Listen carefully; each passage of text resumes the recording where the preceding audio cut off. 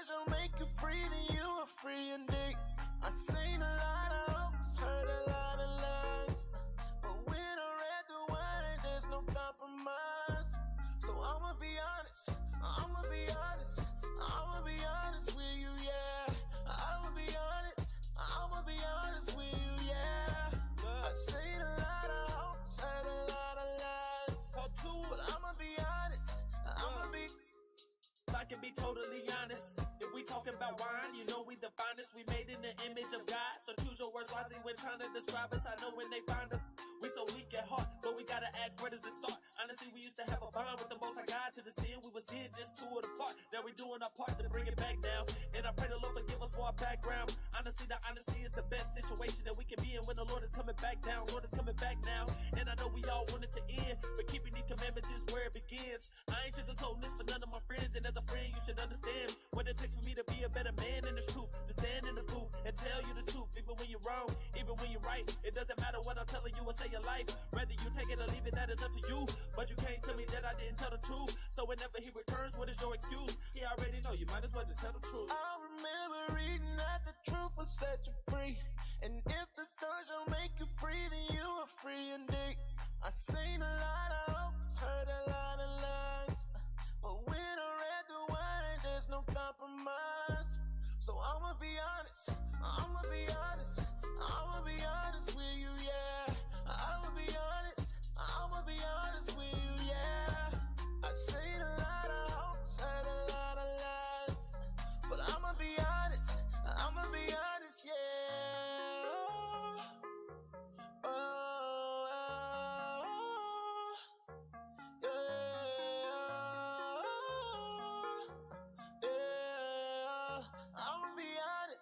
I'ma be honest. No turning back, I'm stuck on truth, I'm holding to it like Elmer's glue. It's you and me, it's me and you against the world, how can we lose? What do we wanna do, what do we wanna do, yeah. Well, but the Father told us to, yeah. Put them on the jet light, we're the ones in the spotlight. Be like, yeah, I'm right, you just say you don't want it with the sunlight. Real Jews in the cut light, blacker than the Klondike. Who that is, that's us. Gonna be here like every night. We gon' rule the world. We gon' rule the world. Gonna be here like every night. We gon' rule the world. We gon' rule the world. I remember reading that the truth will set you free, and if the stars don't make you free, then you are free indeed. I've seen a lot of hopes, heard a lot of lies, but when I read the word, there's no compromise. So I'ma be honest, I'ma be honest. Check, check. Let's rise and face Jerusalem.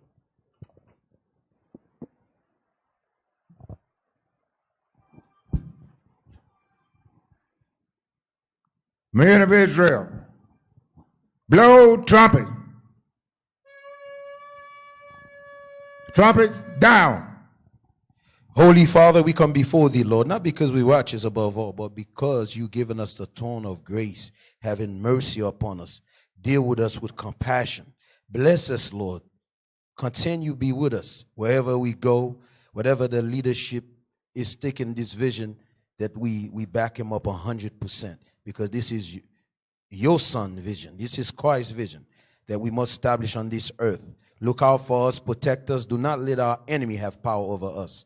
In the name of your Son, Jesus the Christ, our Father, which is in heaven, honor be thy name. Thy kingdom come, thy will be done. As it is in heaven, let it be on earth. Give us this day our daily bread, and forgive us for our sin. Forgive other sins against us. Lead us not into temptation. Deliver us from all evil. We also pray for our leadership. You may strengthen them. The word that brother Bishop about to bring out, there may be good medicine for us. Each one of us need these words to be built up, to be strong men, strong sisters in this truth. In the name of your Son, Jesus the Christ, let the whole congregation say hallelujah. Hallelujah. Hallelujah. Hallelujah. Hallelujah. Hallelujah. We also pray for those that are sick, Father. Heal them quickly and speedily. Sister Amina, Father, heal the sister quickly and speedily. Then the other brothers and sisters that call upon you at this minute, at this hour, at this second, Send your healing power to heal the brothers and sisters quickly and speedily by building that gonna build their faith. In the name of your Son, Jesus the Christ. Amen. Men of Israel, sons of God, patient saints, sons of God, hand salute. Salute down, face sisters. To the honorable daughters of Sarah, we say shalom.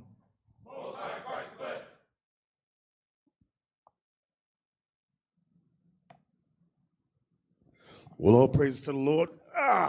So, I don't know if y'all ever been in that thing called Clubhouse. What the hell is wrong with this chair?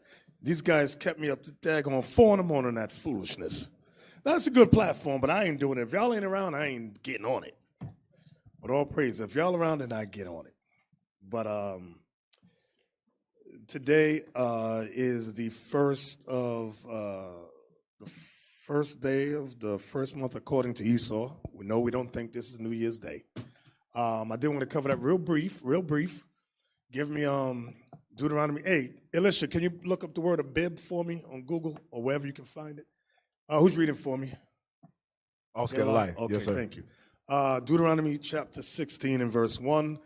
Because some people really think that today is the beginning of the new year. Now, in Esau's world, we do.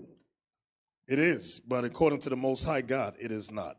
I remember I was just doing a radio show. The brother said, so on your paperwork, when you write a check, you're going to put 2020? I said, no, you simple Simon. Read that. Yes, sir. Book of Deuteronomy, chapter 16, verse 1. Observe the month of Abib, and keep the Passover unto the Lord thy God. For in the month of Abib, the Lord thy God brought thee forth out of Egypt by night.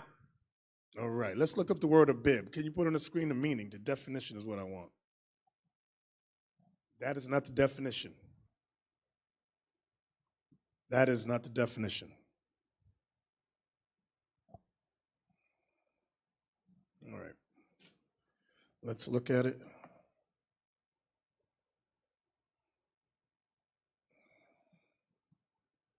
Abib. You ready, Bishop?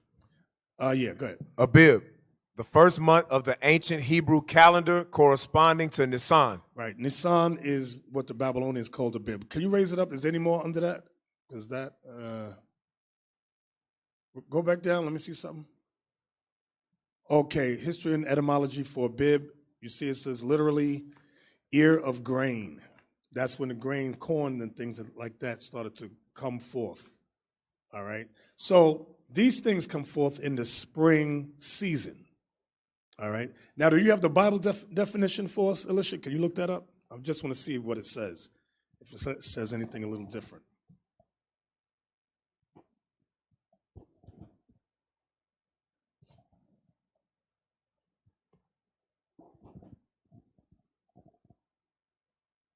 Let's see. Can you read that for us? Yes, sir. Abib, an ear of corn, the month of newly ripened grain. Exodus 13 and 4, 23 and 15.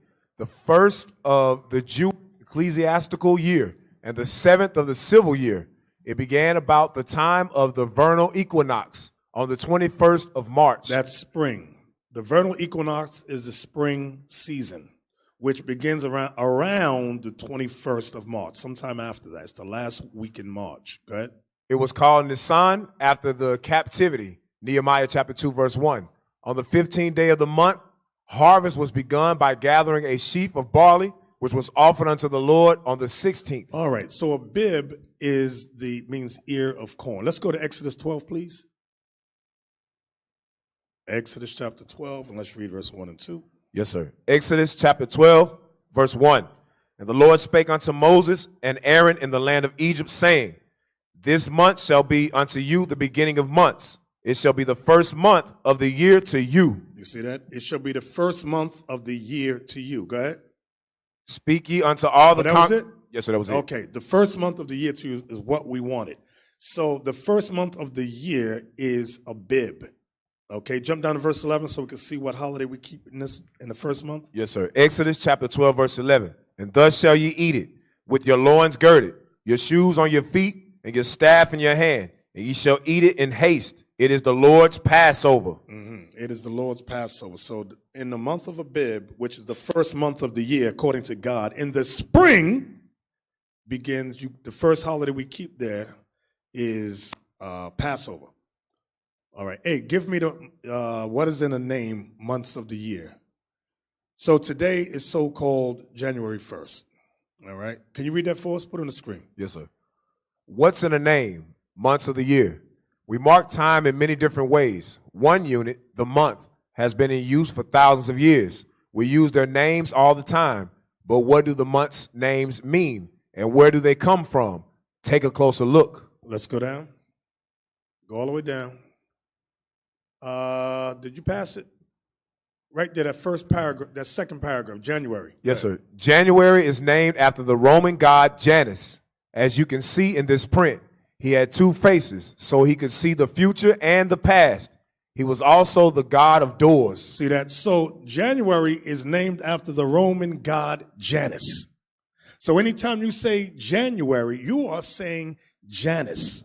And you know what's funny about that? This is a message. Hey, this is a special announcement to the black Hebrew Israelites out there. Watch this. Give me Exodus 23:13. Look at this. You know how they like to say, you can't say Jesus. Don't say Jesus. That ain't his name. Say Elohim, say Yahweh, say Yahushai, say Yehoshua. But you can't say Jesus. But you say January. Read that. Exodus chapter 23 and verse 13. And in all things that I have said unto you, be circumspect, and make no mention of the names of other gods, neither let it be heard out of thy mouth. So they try to use that. Some, not all of them. I'll tell you, all of them ain't the devil. There's a large portion of it. But all of them ain't the devil. But they try to use that to go, see, you're not supposed to say Jesus, because that ain't his name. So look, now to see the understanding of what that's talking about, look at Joshua 23, verse 7. Sir. Here's a precept for that. The book of Joshua, chapter 23 and verse 7. That ye come not among these nations, these that remain amongst you, neither make mention of the name of their gods, nor cause to swear by them, neither serve them, nor bow yourselves unto them. That's what Exodus 23 is talking about. Swearing by their names, bowing to them, worshiping them. That's what it's talking about. So back to January, it comes from the Roman god Janus. Let's go back to that. Go back to that. Now let's get the next month. Raise it up. Right there. February is named after an ancient Roman festival of purification called February. Now, February, that was a festival of orgies. That's what it really was going into. Orgies. That's what they was doing. This festival of purification. It was sex going on there. Okay. Raise it up. Right there. March is named after Mars, the Roman god of war. You see that? So March is named after a god. Okay, so far these things, the names of the months are ancient gods. Raise it up.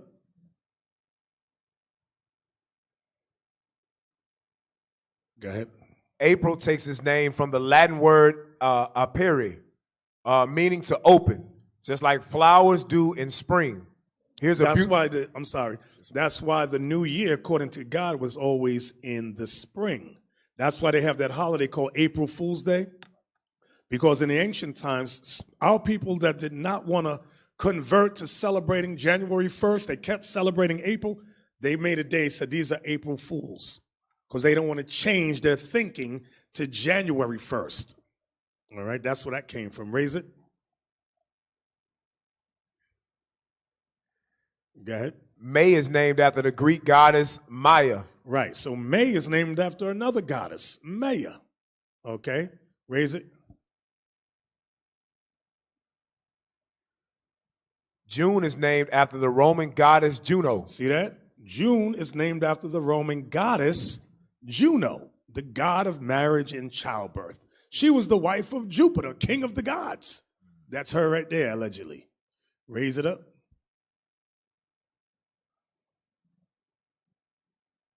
Okay, go ahead. July and August were named after two major figures of the ancient Roman world. The statesman Julius Caesar, on the left above, slightly damaged, and Rome's first emperor, Augustus. So July was named after Julius Caesar. August was named after Augustus Caesar. Raise it up. Go ahead, read that. But what about the rest? September, October, November, and December are named after Roman numbers, 7, 8, 9, and 10. Go ahead. They were originally the 7th, 8th, 9th, and 10th months of the Roman year. So now I want you to look at that. This lets you know that the names of September is Latin for 7. October is Latin for 8th because it was the 8th month. November is Latin for 9th because it was the 9th month. And December is Latin for 10 because December was the 10th month. So they know the name, they leave that there so that they know what months really it is. But our people don't know. Our people be clueless. January 1st, that's the first month of the... No, it's not. So even the scholars know. That's why they left them 4 months just like that, that they always have a record to know for themselves what month and what time it is. It's our people that's always clueless, always lost. Okay? So from there, that was it. That's all I wanted from that. That's all I wanted from that. So according to this system, this is January 1st, and it started off right. It started off with a bang. Give me the clips from Instagram that I sent you. Right, this was yesterday. Can you play that? Sound? Shit, this guy is not paying attention, man. Wait, go back. You just missed the whole scene there. Refresh it, yeah.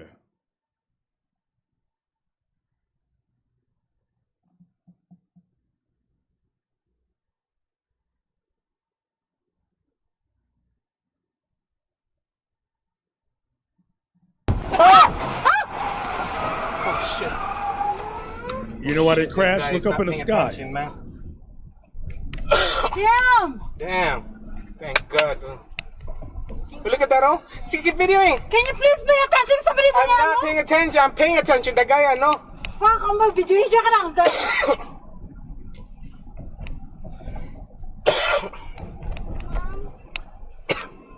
Puta, walang tamay lang. Wala tamay ko ba?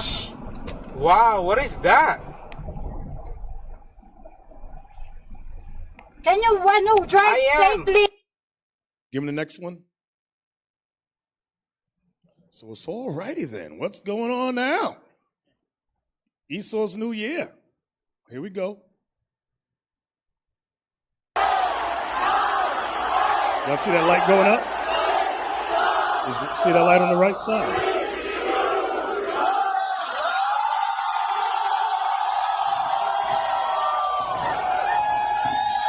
The chariot is right there. You know what that chariot is saying? Lord, you want me to blast them now? No, not yet. Just hold on. Hold on.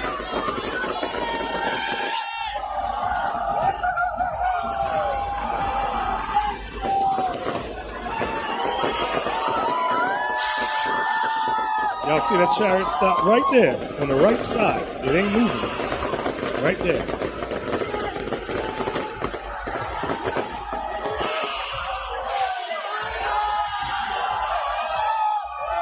Now it's moving. See it? Wow. So now people were all excited. Said, "What the hell is that? Give me that." We went over this a couple of weeks ago. Zechariah 5. We're going to read 1 through 4. Yes, sir. You're going to start off Esau's New Year with the chariots. Zechariah 5, 1 through 4, please. Zechariah chapter 5, verse 1. Then I turned and lifted up mine eyes and looked, and behold, a flying roll. So this flying roll, as we're going to read, is what America and the European nations call UFOs. Go ahead. And he said unto me, What seest thou? And I answered, I see a flying roll. The length thereof is 20 cubits, and the breadth thereof 10 cubits. Read.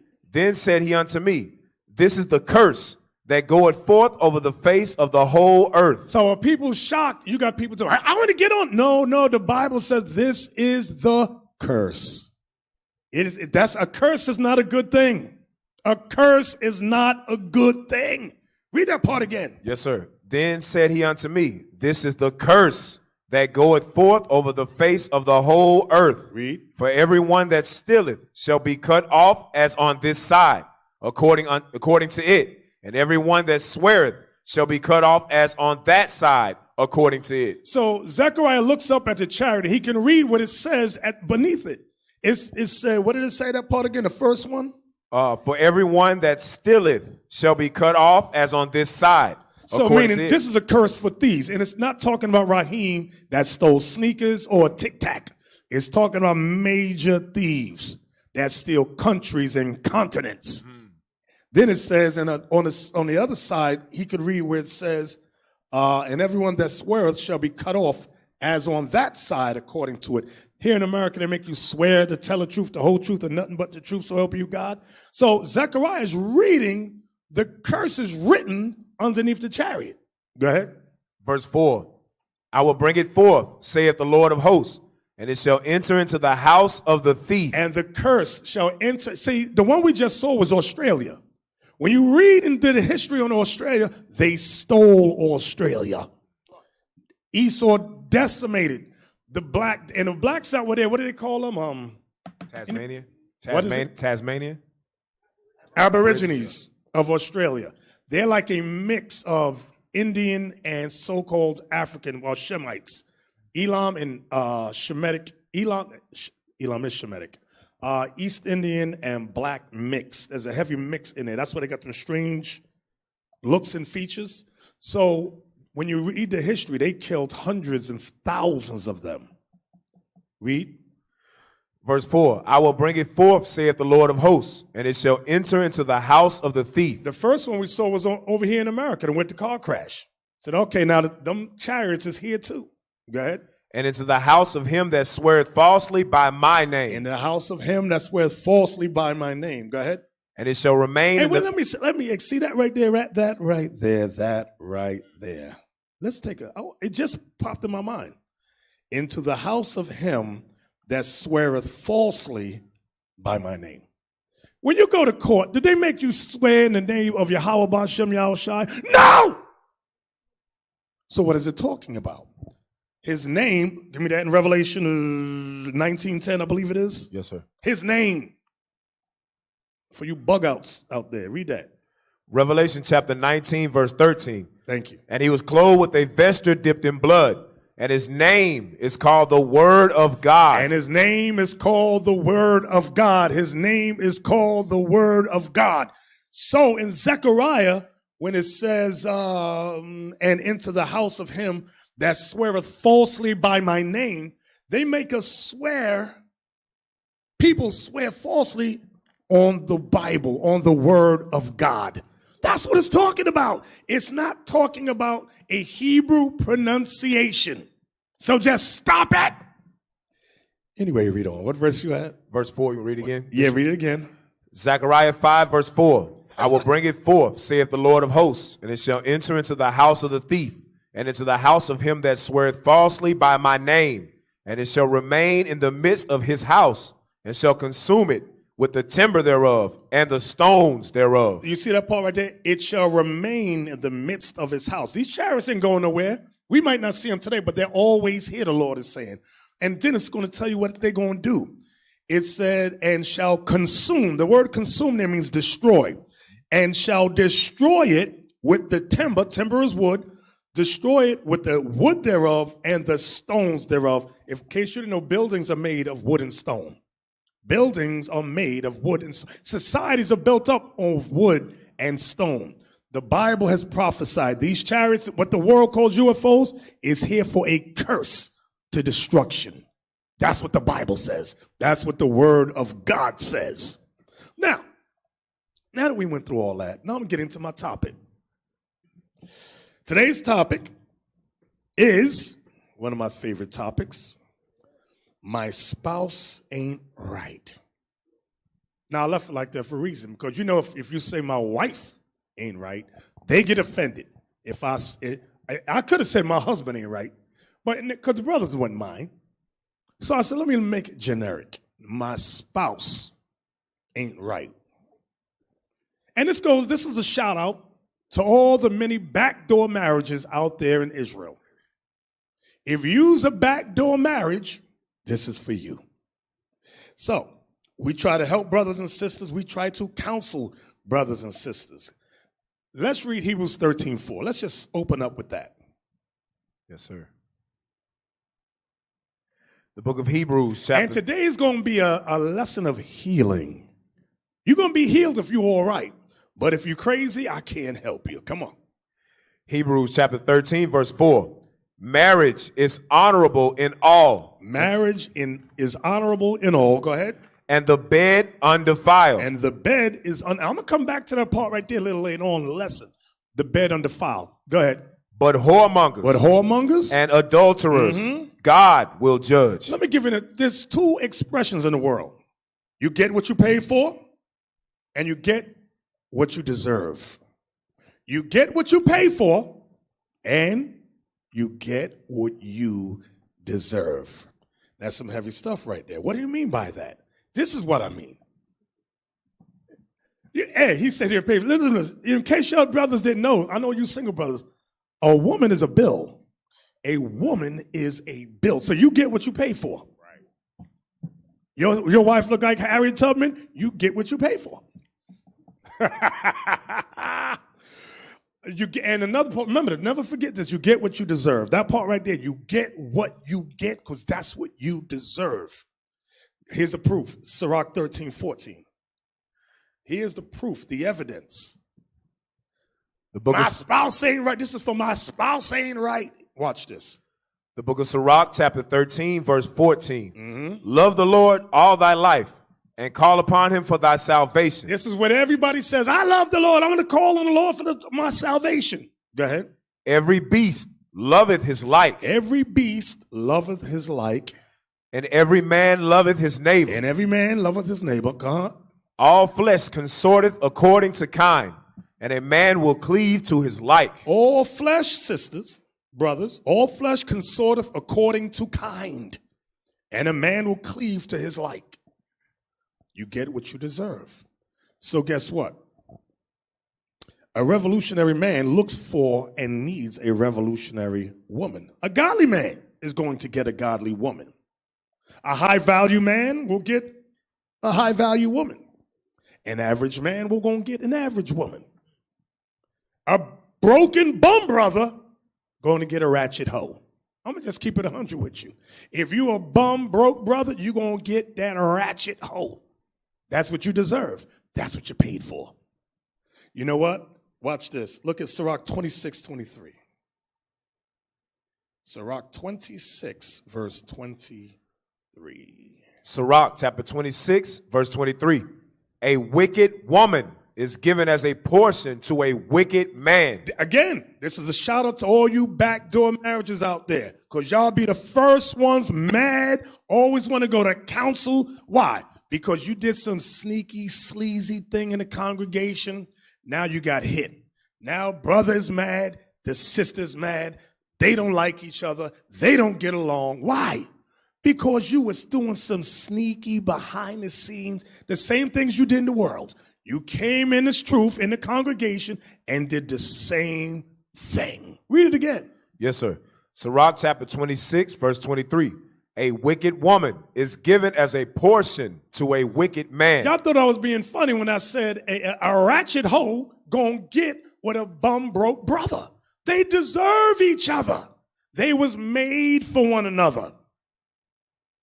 That's what they deserve. You get what you pay for. Go ahead. But a godly woman what? Is given to him that feareth the Lord. You see that? Everybody wants that. But nobody want to go about it the way God says go about doing that thing. And listen, now, whatever level you're at, whether you are a revolutionary man or woman, because guess what? There are some sisters who are more revolutionary minded than brothers. And we have seen, because this revolutionary woman, like, oh, and I get that from Sister Asada Shakur. Shout out to Sister Asada Shakur in Cuba. You'll get to sister who's been in the truth. She want her nation raised up. She loves her people, but she's so desperate. She's so desperate for any old kind of dang-a-lang Dang-a-lang, dang-a-lang. She gonna run get this dude over here, and he gonna suck the spirit out of her. Now she ain't, that mindset she once had is gone. Gone with the wind. Now, whatever level you're at, listen to what I'm about to say. You can always upgrade. And when I say upgrade, I'm not talking about the other person. I'm talking about you.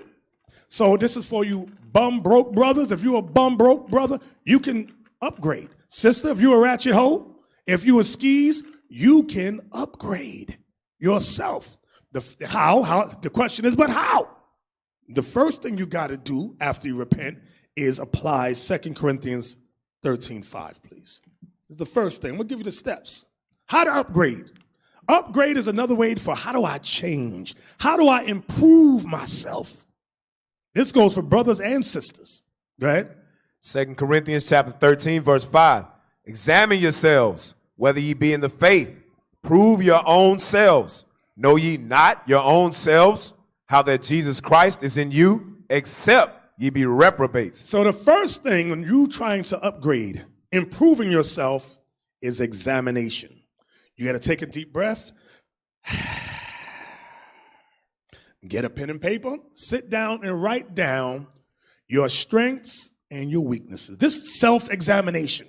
What you really want to do is you want to identify your flaws, your personality traits. That's not right because you know you couldn't keep a man and he couldn't keep a woman. What's wrong with you? Now you got to sit down and go, why, Lord? What's wrong with me? And if you don't know, and if you're still in contact with the person that previously dumped you, ask he or she, why'd you dump me? What was wrong with me? Because believe it or not, some people can't self-examine themselves. The better people can sit down and go, better-minded people can sit down and go, I know my flaws. I'm like this, I'm like that, and I get it from this place and that place. This is what happened to me. This is why I'm like that. Other brothers and other sisters be like, I don't know what's wrong with me. They are in denial. And denial is not a river in Africa, okay? You will just deny everything, okay? So the first thing you got to do is examine yourself. Okay, then what's the next step? The next step, Romans 12:1. Watch this. Book of Romans, chapter 12, verse 1. Now, again, we're going to go through this class. Some people listening, I keep hitting this damn button. Some people listening and some they're going to crumble us up and throw it in the garbage. I ain't listening to nothing he say. All right, you're going to get what you deserve. Read that. Romans chapter 12, verse 1. I beseech you, therefore, brethren, by the mercies of God, that ye present your bodies. That you present your bodies, a living sacrifice. A living sacrifice. Holy, acceptable unto God, which is your reasonable service. Now I want to pause there. That you present your body a living sacrifice to who? To God. Everybody knows, everybody quotes that, I present my body a living sacrifice to God. Let's examine God's sacrifices, though. You think God wants your body? Okay. Let's look at, I'm going to give you an analogy of what God wants. Get Malachi chapter 1, verse 8. This is a real sacrifice. I'm just going to give an example for what God wanted in the sacrifice in the literal sense. Then I'm going to bring it to the spiritual sense. Watch this. The book of Malachi, chapter 1 and verse 8. And if ye offer the blind for sacrifice. Now, you want to sacrifice a ram to God. Will you give him a blind sacrifice? The sheep ain't got no eyes. Israel was trying to give that to the Lord. Read it again. Yes, sir. And if ye offer the blind for sacrifice, is it not evil? Is it not evil? That's evil, the Lord says. You're going to sacrifice to the God of gods a blind lamb. Go ahead. And if ye offer the lame and sick. And wait a minute. Some of our people was offering lame, sick lambs. They can say, I don't want to give him the good lamb. Give God that sick one. Give him that one over there. It's sick and lame. Go ahead. Is it not evil? Isn't that evil? Go ahead. Offer it now unto thy governor. He said, why don't you offer it now to your governor? During the time, one of the governors, for example, was like Nehemiah. Offer it to him. See if he'll accept a sick lamb, a blind lamb. Go ahead. Was that it? No, sir. Offer it now unto thy governor, Will he be pleased with it? Will he be With thee? pleased with it? Go ahead. Or accept thy person? Or will he accept your person? You offered him a blind sacrifice, a sick, infected animal. Was that it? No, sir. Saith the Lord of hosts. That was it, Bishop. Okay, so now I want you to think about it. The Lord wants the best sacrifice. He don't want no blind sacrifice. He don't want no sick sacrifice. He don't want no lame sacrifice. What? Let's go now. Watch this. Watch this. Watch this. Give me 1 Corinthians 7:4. I think that's what I wrote down. 1 Corinthians chapter 7, verse 4. Now this is for you that want to get married. You say, Lord, take my body. Lord, I'm your sacrifice. Now you want to get, Lord, bless me with a spouse. Watch this. 1 Corinthians chapter 7, verse 4.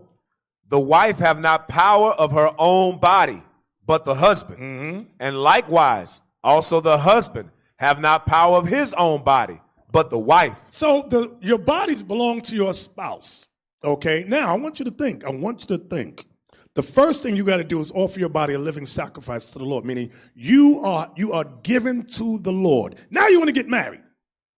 Okay, and now I want you to this goes back to self-examination. This is for you brothers and sisters with 5 stomachs.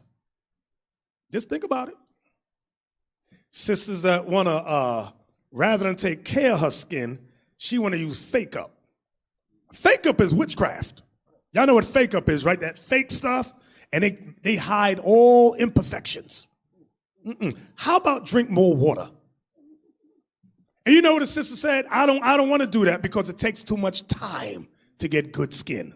I kid thee not. Wouldn't it be more advantageous? How many brothers want a sister where she got all kind of things growing out of her face? How about take care of your skin? If you need to go to a dermatologist, go there. Present your body a living sacrifice. Nobody wants you like that. Take care of yourself. Eat better. Heal your skin. That way when your man see you, he don't jump and run out of the room, talk about who that nigga in there. And you talk about, that's me, babe, that's me. That ain't the same woman I was with last night. I took my fake up off. And he want to fight you now because you ain't the same person. If you had just taken the time when you do your self-examination, and you know self-examination and to get your body in tune, it takes time. It don't take a week. It don't take a month. Sometimes it takes a year or 2 years. Well, guess what? Some sisters have been in this truth 1 year, 2 years, 3 years. I'm just talking about them. I'm just talking about them for this moment. Well, in that time, sister, you could have been drinking more water. Stop drinking the Coca-Cola. Stop drinking the Pepsi. Stop drinking the Kool-Aid and the lemonade. Drink some daggone water. Flush out your system. That way your skin starts to clear up. Be like, hey, them bumps is leaving me. Hey, what's them things that be sticking out people's faces? No, I got one on my nose, not that. It's skin tags. Is it skin moles? Come on. You know, there's 2 videos on YouTube. You get a string, you tie it around that thing when you go to bed, and when you wake up, that thing boom, off your face. There's think you can fix your face. You can fix it. Now I know brothers like to say, I don't want to be carnal. Sisters, brothers are carnal. They look at the face first. Face number 1. Am I right, brothers? Then they look downtown. Let me see what she's working with there. Is she shaped like the number 8 or a 0? I'm telling you, that's what men are. Call us vain. Is the word vain? Is that what they call us? That's the first thing in men's. Doesn't the Bible say a man, find me that. A man loves nothing more. Yes, sir. Than the beauty of a woman. I'm telling you. Says, oh, you so carnal. I'm giving you Bible. Oh, yeah, we're going to see that thing. Read that thing. Yes, sir. Sirach chapter 36, verse 22. The beauty of a woman cheereth the countenance, and a man loveth nothing better. You see that, sisters? The beauty of a woman, he feel good in the morning. I feel good. He be like, yeah, that's my wife right there. That's my wife. Hey, bro, hey, meet my wife. You don't want to be that sister when he want to walk way ahead of you. And the brothers, yo, where your wife? And she right there. Right there. Because you all, the hell is this? Hey, show me the video on fake up. Show me fake up. It ain't, yeah. Let's look at fake up. What the hell? Y'all crazy. The phone is ringing and she's doing something. She putting makeup on. Hey, what's good? What took you so long to answer though? I didn't hear my phone ring. Alright, man. You gotta move the move that bar at the bottom. If we put these roaches together, we can make a blunt. Oh, alright, man. Fuck with me. Yeah, she put her face on at the bottom. You see the bottom right? Wait a minute, is that a man? What the hell is wrong with y'all? Anyway, get that thing off the screen. So now, go back to Romans 12. Go back to Romans 12. Yes, sir. So, see, and I'm going to tell you something. This truth is about change. If you come, listen, you come in this truth, a nooka. Nooka, can I say that word? It's nice. I'm not saying the GG. Nooka. N-U-K-A, nooka. And you, a year later, you still a nooka. This truth has not profited you at all. You're supposed to have changed your ways. Sister come in, here we go on one high holy, this back in New York. High holy they come. You know, brothers, when they meet the sisters, they do the little dance, a little two-step. This sister bends and grabs her ankles and starts jiggling. Everybody, whoa, whoa, whoa, whoa. Sister ain't changed yet. She had a little spandex on, then she lifted that leg up like that. Everybody was like, she ain't changed, bro. No, you don't want to marry her. That ain't marriage material. She ain't right. Here it is, a high holiday. She making it clap. She lift the leg up straight to the ceiling. You know a pole dancer when you see one.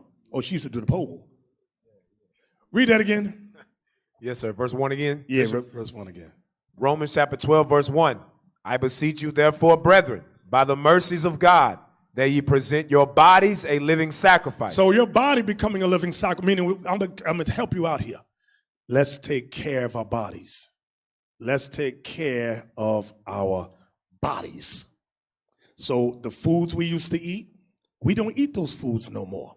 The amounts of foods we used to eat, we don't eat that much no more. Why? Because now your body belongs to God. Let me take care of my temple, because you want that spirit to come in. And you always got these rotunda people in Christianity. They be 300 pounds and over talking about they got the Holy Spirit. No, you got the holy pork chop on you. I don't know what the hell's wrong with you. Ain't listening to you. You can't discipline your eating, and you want me to listen to you? Be sitting there belly all up, and they got a plate of food sitting on their belly. Yeah, the Most High's dealing with me. Burp. Get the hell out of here. I ain't listening to that. This guy can't discipline himself. Give me that in Sirach about your body. Sirach, is 31 or 37. You know, eating. Come on. Yes, sir. I want 37, 29 down. Okay, yes, sir. Sirach chapter 37, verse 29. Start at 28. Verse 28. Start at 27. Sirach chapter 37, verse 27. Listen good. My son, prove thy soul in thy life, and see what is evil for it, and give not that unto it. See what is evil for you in your life. You learn that through time and examination. Watch. Verse 28. For all things are not profitable for all men, neither have every soul pleasure in everything. Let me give an example in terms of food. You ever get a baby? Well, you got babies. Everybody got little kids. And you'll give them something, and you'll find out they're allergic to that. And you say, no, they can't eat this no more because they break out in hives or something. Or like chocolate. Everybody loves chocolate. Some people can't eat or should not eat chocolate. Some people eat chocolate, they be fine. Others, they start getting all kind of bumps everywhere. Pop, pop, pop, pop, pop. Pimples start growing out their face. And you don't need to eat no more chocolate. It's not good for you. You got to know what's good for your body and what's not good. Read it again. Yes, from sir. 28. Sirach 37, 28. For all things are not profitable for all men, neither have every soul pleasure in everything. Go ahead. Be not unsatiable in any dainty thing. Don't be greedy, or unsatiable means greedy, in any dainty thing, meaning sweets. Why? Because too much sweets leads to sickness, leads to diabetes, just for example. Go ahead. Nor too greedy upon meats. Nor too greedy upon meats. Why? Because that leads to sickness. Being too greedy upon meats leads to things like colon cancer. Go ahead. For excess of meats bringeth sickness. So God is telling you, excess of meat, bruh. You ate steak 7 days a week. Give your body a break. Give it time to digest. That's what the Sabbath was all about. Giving your body a temple to rest. Eat greens, let the Sabbath be your day of diet. That's how you should look at that thing. Or fast. How about that? Give your body a break. Read that again, verse 30. Yes, sir, verse 30. For excess of meats bringeth sickness, and surfeiting will turn into choler. So surfeiting means excess also. It's another word for excess of anything will turn into choler. Choler is another form of sickness, like diarrhea. Go ahead. By surfeiting have many perished. By excess of eating has many perished. So God is teaching us with our bodies as a living sacrifice, if you eat too much, you will die. Go ahead. But he that taketh heed prolongeth his life. He said, if you listen to this and obey what I'm written here, you're going to prolong your life. This is why you see people dying at the age of 28. I ain't talking about gunshots. I'm talking about bad diet. But I follow all the dietary laws. So do cows. You know, elephants follow the dietary law. But do you see how much they weigh? So there are such things as fat vegans. When I see fat vegans, I really laugh. That's a cow. They have living their life like a cow and an elephant. They just graze. They don't eat, they graze. I'm grazing. You know that mouth never stopped chewing. Okay? Let's go on back now. Go back to Romans 12. Yes, sir. I want to present my body as a living sacrifice to God. The hell is this? God looking at you like, what kind of body? I'm going to bring my spirit in that thing right there? Read that again. Romans chapter 12 and verse 1. Mm-hmm. I beseech you, therefore, brethren, by the mercies of God, that you present your bodies a living sacrifice. Present your bodies a living sacrifice. Remember, the Lord don't want no sick, lame, blind. He said, no, I want your body to be right. Go ahead. Holy, acceptable unto God, which is your reasonable service. So that's your reasonable service, to do what God says. That's the literal sense. Give yourself to the Lord and do what his laws command. Go ahead. Verse 2, and be not conformed to this world. Uh-oh, here we go right here. Be not conformed to this world, but be ye transformed by the renewing of your mind. Now, once you present your body, the Apostle Paul says, now I want you to change your way of thinking. Change the way you think. And don't be conformed to this world, because our thoughts, believe it or not, is television. You ever see these? I don't want to say it, but I got to say it. There's a sister named Monique, a comedian. She was one of those comedians that said to be comfortable in your overweight body, your unhealthy overweight body. She says, don't let people body shame you. That's being conformed to this world. And there's another singer, I think her name is Lizzo. Y'all know anybody know what I'm talking about? Lizzo. I am comfortable in my overweight, unhealthy body. Never be comfortable. Remember, this truth is about change. Not conformity, but change. That's why it says, be not conformed to this world. Stop following what the world says. The world says you can eat 7 times a day. Don't do that thing. The world says, eat what you want to eat as much as. No. That's not what God says. That's why it says, be not conformed to this world, but be ye transformed. The word transform means changed. By the renewing of your mind, your thinking got to change. All our thinking got to change. Sure, I love me some chicken. Jerk chicken, my favorite. But I know I cannot and should not eat that 7 days a week. It's got GMOs, and I've researched. I said, it ain't. There's something wrong in this. Steak the same way. Let's cut down on that. Now I'm reading this. We got to start applying these things, what the Bible says. Read that again, verse 2. Yes, sir. And be not conformed to this world, but be ye transformed by the renewing of your mind, that ye may prove what is that good, that acceptable and perfect will of God. You know what that part, that you may prove what is that good and acceptable and perfect will of God. Let's look at those first 4 words. That you may prove. In order for you, if I'm in the world, in order for you to prove to me that this Bible is real, I need to see what in you? Change. transformation. If I knew you as that street brother, that nasty, gnarly nooker, grimy, just skis on the sisters and all that, and now you coming to me with the Bible. If I don't see a substantial change in you, I'm not listening to nothing you say. Likewise with the sisters. If I knew you as the roundaway girl, the ratchet hoe, who all the dude tapped in the buildings, now here you come giving me a flyer. I'm looking at you. And I'm listening to what you say. If I don't see a substantial change in you, your body and your mind, then once I see that change, you know what? There might be something to what he or she is saying. I see a change in him or in her. Y'all see that? Yeah, I see it. She ain't the way she used to be. Him either. But we gonna watch you for a while. You ever see people in your neighborhood? They gonna watch you. Your family is the same way. Family go, no, that's Ray, that's Pookie, and that's Shaniqua over there.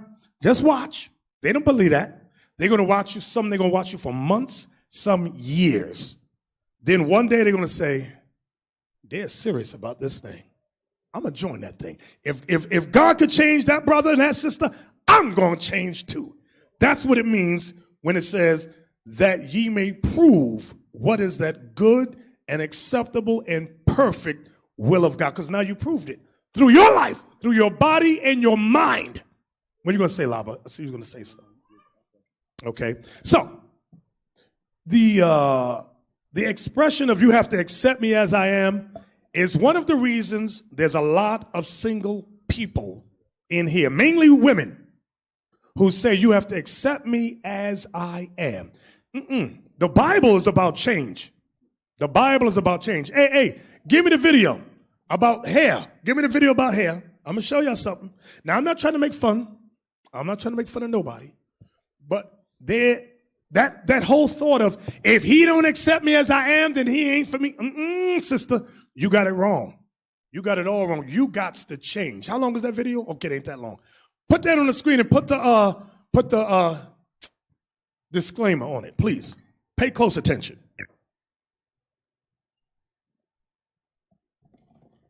Too long ago, we featured the story of Diamond, who was suffering with self-esteem issues due to unexplained facial hair. She was desperate for answers and came to us to get to the root of the problem. I have a beard. I've tried hair removal creams, waxing, but every day it just keeps coming back. The real me is a freak and I just want to stay home. I'm Dr. Nita. Would you say that this hair growth has caused you to have depression? Yes. Have you ever thought about harming yourself? I have thought about it. I think about the things that people said every single day, and it plays in my mind, and I just can't get rid of it. Based on what we found, it looks like you do have PCOS, which stands for polycystic ovarian syndrome. So we have a diagnosis, and now we can get to work. One of the things you mentioned is that you're just so tired of, before you go anywhere, shaving and plucking and all that. So there are solutions for that. And Dr. Sergey Zitar is going to offer you 6 laser hair removal treatments completely free of charge. Since that episode aired, Diamond has received complimentary laser treatments for her facial hair. Today, she's ready to show off her results. And with the help of celebrity hairstylist Kim Kimball, who works regularly with superstars like Beyonce and Shakira, she also has a brand new look to match her new self-confidence. Kim, she gonna wow us? She's definitely gonna wow you. We gave her some beautiful hair extensions. She added color. She wants to look like Sierra, and I think she looks fabulous. Well, I know. Are you all excited to see her? I know I am. Here's a reminder of Diamond before, and here is Diamond now. Come on out and join us, Diamond.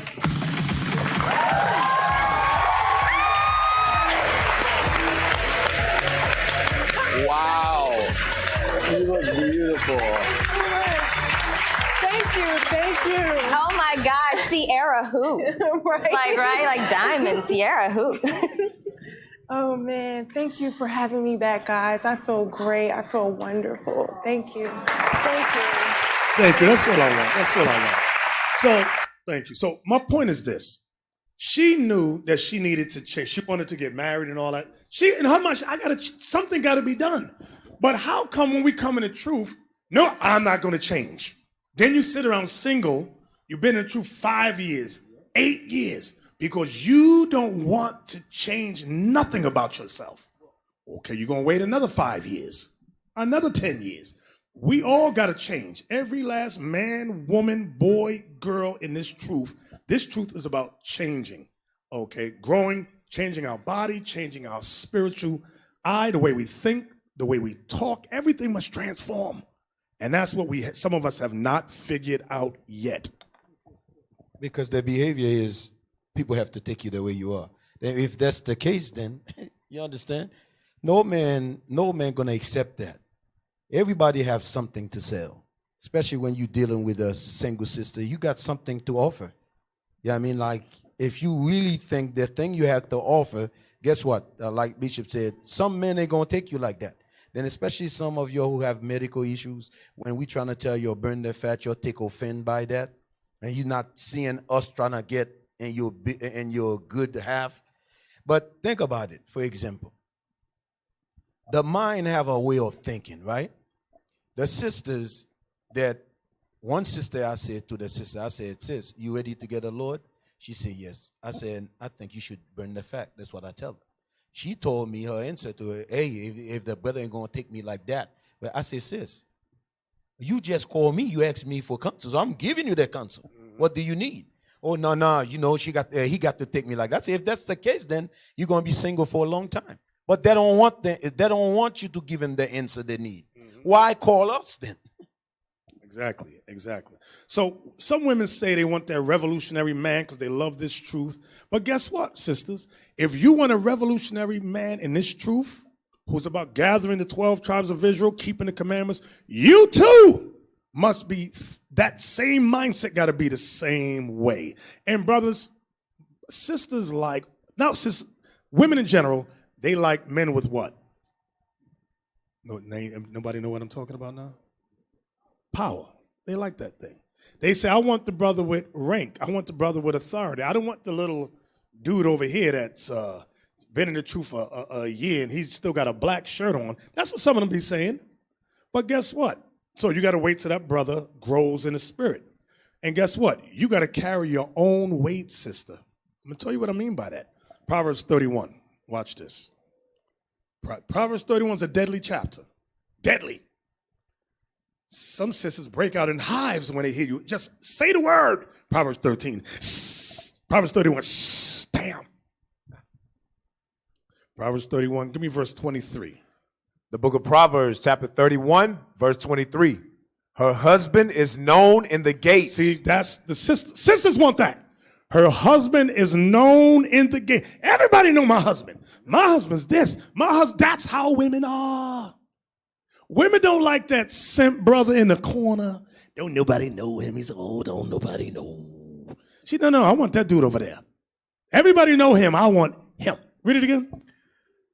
Her husband is known in the gates when he sitteth among the elders of the land. When he sitteth among the elders. She want to say, that's my husband right there.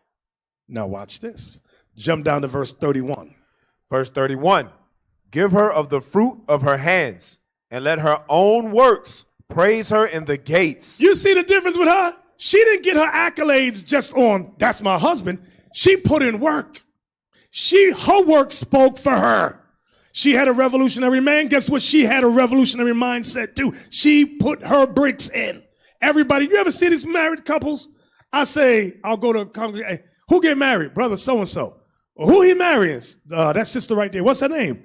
I don't know. Hey, come here, sis. I call another sister. What's that sister's name right there? I don't know. Don't nobody know her. But the brother want to marry her. Bruh, you simple as hell. You simple. And sister, or vice versa. Who that brother? Don't nobody know him. These are the ones that always end up backdoor, have all kind of problems. So read that verse again. Yes, sir. Proverbs 31 and 31. Give her of the fruit of her hands, and let her own works praise her in the gates. You see that? So a revolutionary thinking man, he don't want no idle woman. No idle woman that sits around the house and eat chicken and steak all day.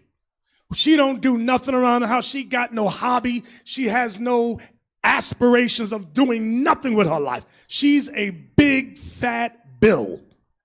That's all you're just paying to feed this thing. She ain't about nothing. Ain't nobody got time for that. But when you don't prove her, when you don't prove along to verify if she, because women can fake it. I'm about this truth. We have several cases like that. The sister, she's been in a year, 2 years. She said, I'm about this truth. Oh, I love the Lord, blah, blah, blah, blah. She got good game. Soon as she hooked up with the brother, she quit her job. She sat back and started gaining weight and scratching. She wasn't about nothing. Barely do the laundry. Brother come home to a house full of SH. It just stink. He mad. She don't even want to cook. Ain't nobody got time for that. That's why we say y'all better give her time. You better make sure you don't, if you don't prove along to verify if she's truly revolutionary, you get stuck with a big bill that's really, she a bum. She's a bum bee. Give me Sirach 25 and 17. Ecclesiasticus 25, verse 17. The book of Ecclesiasticus, or Sirach, chapter 25, verse 17. The wickedness of a woman changeth her face. The wickedness of a woman changeth her face. And darkeneth her countenance. Darkeneth her countenance. Like sackcloth. Now that's that inner demon she got starts to come through her face. You ever see a sister? As soon as you look at her, you go, she's pretty. But when you talk to her, it's like, yo, this woman's a damn demon. And that beauty she once had is gone. You don't even see in the same light no more. Read, watch this. Yes, sir. Verse 18. Her husband shall sit among his neighbors, and when he heareth it, shall sigh bitterly. See that? See that? He got played. She got her a revolutionary man. He sits in the gates with the leadership, with the elders. But his wife name always come up in some bull SH. That's what it means. Her husband shall sit among his neighbors, and when he heareth it, shall sigh bitterly. Brother so-and-so, Captain so-and-so, your wife said A, B, and C. Now she done did this. Oh, God, this damn woman gonna be the death of me. Here we go again. Ain't nobody got time for that. So I gave you two examples. One sister, she's revolutionary. She got her husband's good standing. She put bricks in. The other side right here, her whole countenance start to change after you get married to her. Now you every time you hear your wife now, you mad, you bitter. Because she ain't no damn good. She played you, bruh. She played you. Some women got game. She said, I'm going to get them. I'm gonna hold it tight for a year till we get married. Then when I got him, I'm going to let myself go. And he going to find out I ain't about nothing. Woo! Some of y'all sitting here right now mad as hell. Go, what you going to say? Yeah, the brother. Some of y'all on the podium mad as hell. Yeah, the brother was in, he's in his room, heard in two parties talking in the bathroom. Brother in the room, two parties talking in the bathroom. All he know is only him and his wife in the house. He heard the respond in the bathroom. Yeah, I need you to come down. Listen, I need you to come down. Don't react as nothing. Because you know that she got to get the dude, that the demon say, I want to come out now. Hey, listen. Don't say nothing. Listen. I'm telling you, brother, start hearing voice from the bathroom. Two parties talking. Now, guess what? Dealing with this one right here, her husband shall sit, 17. The wickedness of a woman changes her face and darkens her countenance like sackcloth. Meaning that inner spirit is just dark. She got a dark spirit on her.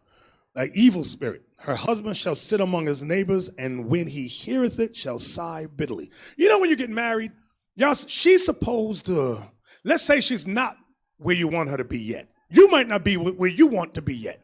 But guess what? She's going to glean off what you got. She's going to grow with you. She's going to see how you're growing and try and match that same spirit. Because she don't want to be left behind. But she just wants to use you. Let's say she's jealous of you. She's jealous of you. The work and accolades you got, she never gets because she got that dark spirit. Now, because everybody said, listen, your wife ain't got no works in this truth. Don't nobody know her. Don't nobody want to know her. She take her anger out on the husband. She called disrespect him in the house, and a lot of it's out of jealousy. Because why? She could never get off that dark spirit. See that verse 17? The wickedness of a woman changes her face and darkeneth her countenance like sackcloth. She could never transform her mind. She never want to transform her mind. So now her frustrations is taken out on you. Like whose wife was like that? David's wife. Remember he had a wife, what was her name? Michal. The Lord set him up as king. Rather than her rejoice, she had an evil spirit. She couldn't stand him. Where's that at? 2 Samuel? 16. 16 and 6? Yes, sir. Read that. Yes, sir. 2 Samuel chapter 6, excuse me. Chapter 6? Yes, sir. 2 Samuel chapter 6 and verse, we'll start at 16, Bishop? Yeah, just get to the point. Yes, sir. 2 Samuel chapter 16 and chapter 6, verse 16.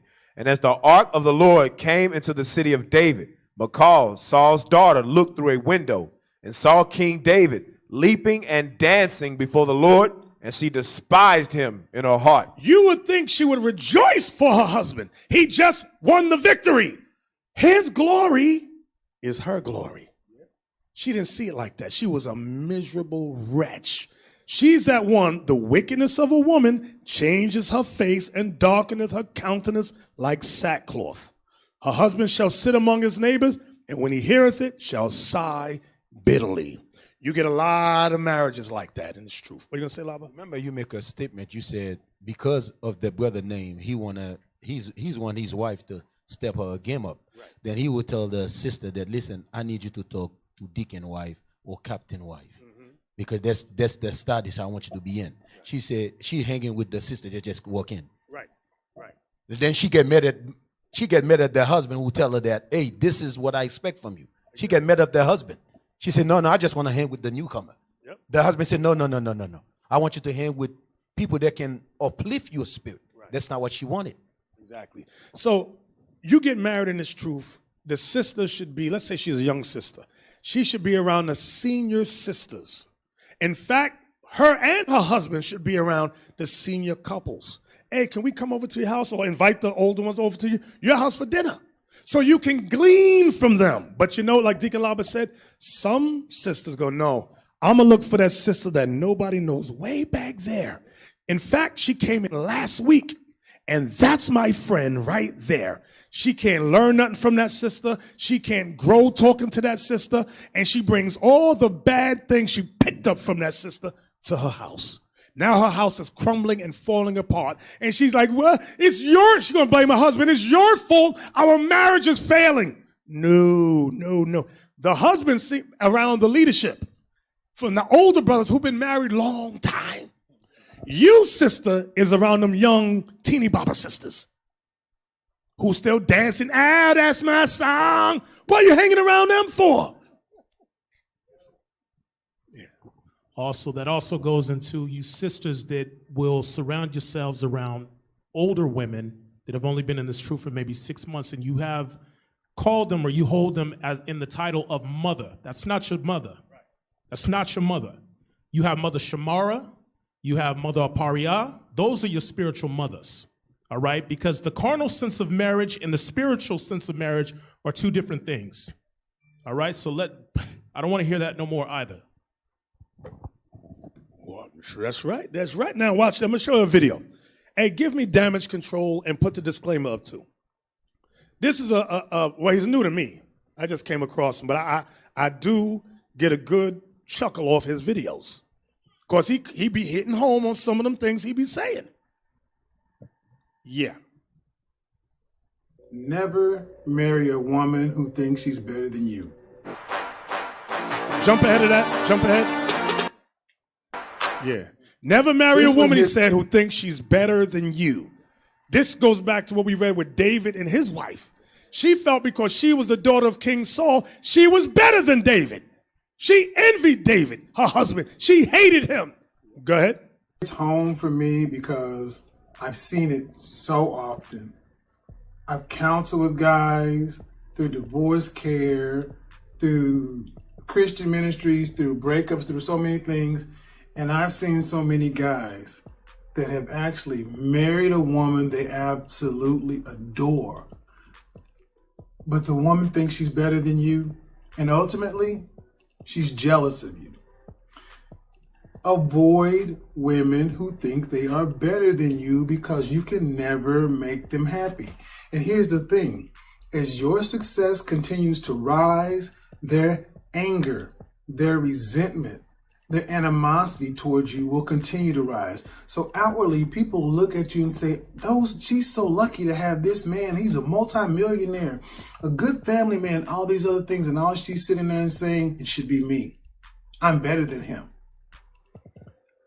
Especially, this really runs deep, especially in women who are failed actresses and failed models. When you meet a woman who is a struggling local actress, struggling local model, attractive, but she just doesn't have that it factor. You can kick it with her, you can date her, you can hang out with her, but do not make any kind of commitment to her. And for God's sake, don't marry her or have any children. Because one, she is always going to have in her mind any kind of weight I put on, anything that happens is going to potentially hurt this non-existent career she's dreaming about, this fame that she wants, this thing that she cannot have. And especially if you're like Seth Curry and you actually attained it. He married his high school sweetheart. He was a teenage boy and she was a teenage girl. That 15-year-old boy was ecstatic to have that gorgeous girl because she actually grew into her womanness before he grew into his manness. He has finally grown into his man's body, into his man's mind, and become the man a lot of people saw in him. She's still looking at him as the same little boy who was blowing her kisses and kissing her ass as a teenager. And that's what you saw come out. That's what it is. It wasn't that she wants more attention. It wasn't that she wants more guys on her DM. She married a guy that she thinks she's better than. And honestly, she's jealous of him. She's jealous because I'm sitting at home, pumped out 3 kids, and he's on TV every day. He's getting all the fame. He's getting all the red carpet treatment. He's getting all this. And only time she gets attention is attention that he deflects to her. We wouldn't know about Aisha. Yeah, hold on, mute that thing for me. He tries to put her in the spotlight. Mute that thing. It's true. Bishop, you remember when we travel, when we come back home, what we heard? You was on vacation. Yeah. You was on vacation. That's her envy your position. Instead of saying, I cannot believe you put your life in the line. Because it's one day we ain't going to make it back. You understand? But her mindset is you in vacation. Because she envy you. You understand that she become just like the sister you just mentioned in 2 Samuel. That's what we're dealing with here. Instead of like look at it like oh, that's my husband. He's doing a good job for the Lord. You just come on. Oh, you in you in the other country. She's calling you about bills. I'm telling you, man, that brother is on point. Hey, before you start that, he said something heavy. That's very heavy in IUIC. He said about the envy where he said, if she thinks she's better than you, do not marry her. That's running heavy in IUIC. And I'm going to tell you this. Especially if you have those, what you call bachelor degrees, master degrees, and you don't even have a high school diploma. And you're making more money than her. She just sit at home and lay on her back, envy. And she, in her mindset, I am better than you. I am better than you because you don't even have a high school diploma. That's what playing. That's why you see a lot of problem today. The sister mindset is, I'm better than you. Well, sis, if you're better than me, why don't you put your master degree into to use? You got a master degree hanging in the dim wall. Here I am. I don't even finish high school. I'm making $100,000 a year. And you bitter. I didn't hold you back. You hold yourself back. That's what he's saying. We have a lot of that going on in Israel. 100% correct. Roll the tape. He tries to put her front and center. And guess what? If she had what it takes, she'd already be there. And that's what's not being told. If she had anything that should make her a star or put her on that level, she'd be there. Will Smith married Jada Pinkett. Jada Pinkett had a modicum of success, but she was never nowhere close to being what Will was. Look at what Will tried to do with his son. He kept trying to push his son out there, but his son isn't Will. Well, guess what? Aisha ain't Steph. Let me tell you what I fear is going to happen. I fear this is what's going to happen. She's going to end up divorcing him. It's going to get to a point to where it is intolerable. She's already made this faux pas. She's already put it out there. It's out in the ether, and she's getting drugged by men. And people are actually looking at her like, what the hell's wrong with you? So she's going to have to pipe down. She's not going to be able to say much about anything, but it is going to tear her apart, tear him apart, because at the end of the day, she thinks she's up here and she thinks he's down here. It is not going to change. She does not view Steph Curry as the NBA All-Star world champion basketball player. She views Steph Curry as this guy that her mom and dad, her parents told her, you need to marry and secure the bag. She didn't want to be there. She would have rather been a struggling actress in Hollywood, trying to get bit parts in commercials, trying to get pickups in TV, you know, trying to be an extra here or try to get a print commercial or something, while ended up dating whoever. Honestly, she'd have been happier that way. I know too many women like this. Trust me, I've seen this in my life. There are women like her who are above average looking. Let's be honest, she's not that fine. I mean, she's attractive, but she ain't model fine. She's pretty, but she ain't all that. She can't handle it. She's not built for it, but she thinks she is. She can't even handle the overflow traffic she gets from her husband. What the hell makes her think she can handle it in the spotlight? But the problem is she's too close to the sun. She's close enough to where she actually thinks she could do just fine. And the bad thing is she's seen too many women kind of do this kind of thing. Look what Kamora Lee Simmons did. She actually has had a reasonably successful career, but she was a model, a supermodel in somebody's eyes, but a model nonetheless. What has Aisha Curry done other than being married to Steph Curry? But that's not going to change anything. This is going to nag at her, nag at them until she ends up. Now there's another possible alternative. Steph could try to work behind the scenes with some Hollywood producer, friend, family, and try to throw some work her way and try to get her in Hollywood. But you know what? It'll even be worse, because honestly, when she gets up on the screen and it shows that she doesn't have the chops, shows that she doesn't have that it factor, then you have to deal with the fallout of that. When you marry a woman who thinks she's better than you, when you're with somebody who is ultimately going to be jealous of you, who can't play their role, does not like the spotlight being on you, you're signing up for a life of misery. There's going to be this passive, aggressive, low-level contempt for you, because at the end of the day, you're really not what she wanted. You're not what she wanted to do. She wanted something completely else, and she's living a life that somebody else planned for her. And even though it's probably the best thing for her, she thinks she can do better. Thank you. Till next time, That's it. talking. All right. Well, that's some heavy stuff right there. He dropped some nuggets in that thing. Bishop, there's a lot of sisters right now in Israel who think they can do better than their husband. There's a lot of sisters, I see them. They think they can do, when they come, they start talking to you. Their husband's sitting right there, they're sitting right there. The way they're talking, they feel like I can do better. I can do better. No, sister, you cannot do better. If you can do better, how come you come in that you're single? How come you come in that you're single? You could not keep a man. That means you could not do better. You have 2 kids, no man. Now you married this brother, you think you can do better. No, because that brother you married, before him, everybody you was messing with, they were niggas. Yes, you 2 baby daddies, they are niggas. Yes, they are bastard kids, they are niggas. I'm just being for real. I'm just real. That's what they are. Now once I got blessed with this brother, you look at him like, oh, I'm better than him. I can do better. No, sister, you cannot do better. Like Bishop said, you got exactly what you deserve. Get 1 Corinthians chapter 1. 1 Corinthians chapter 7.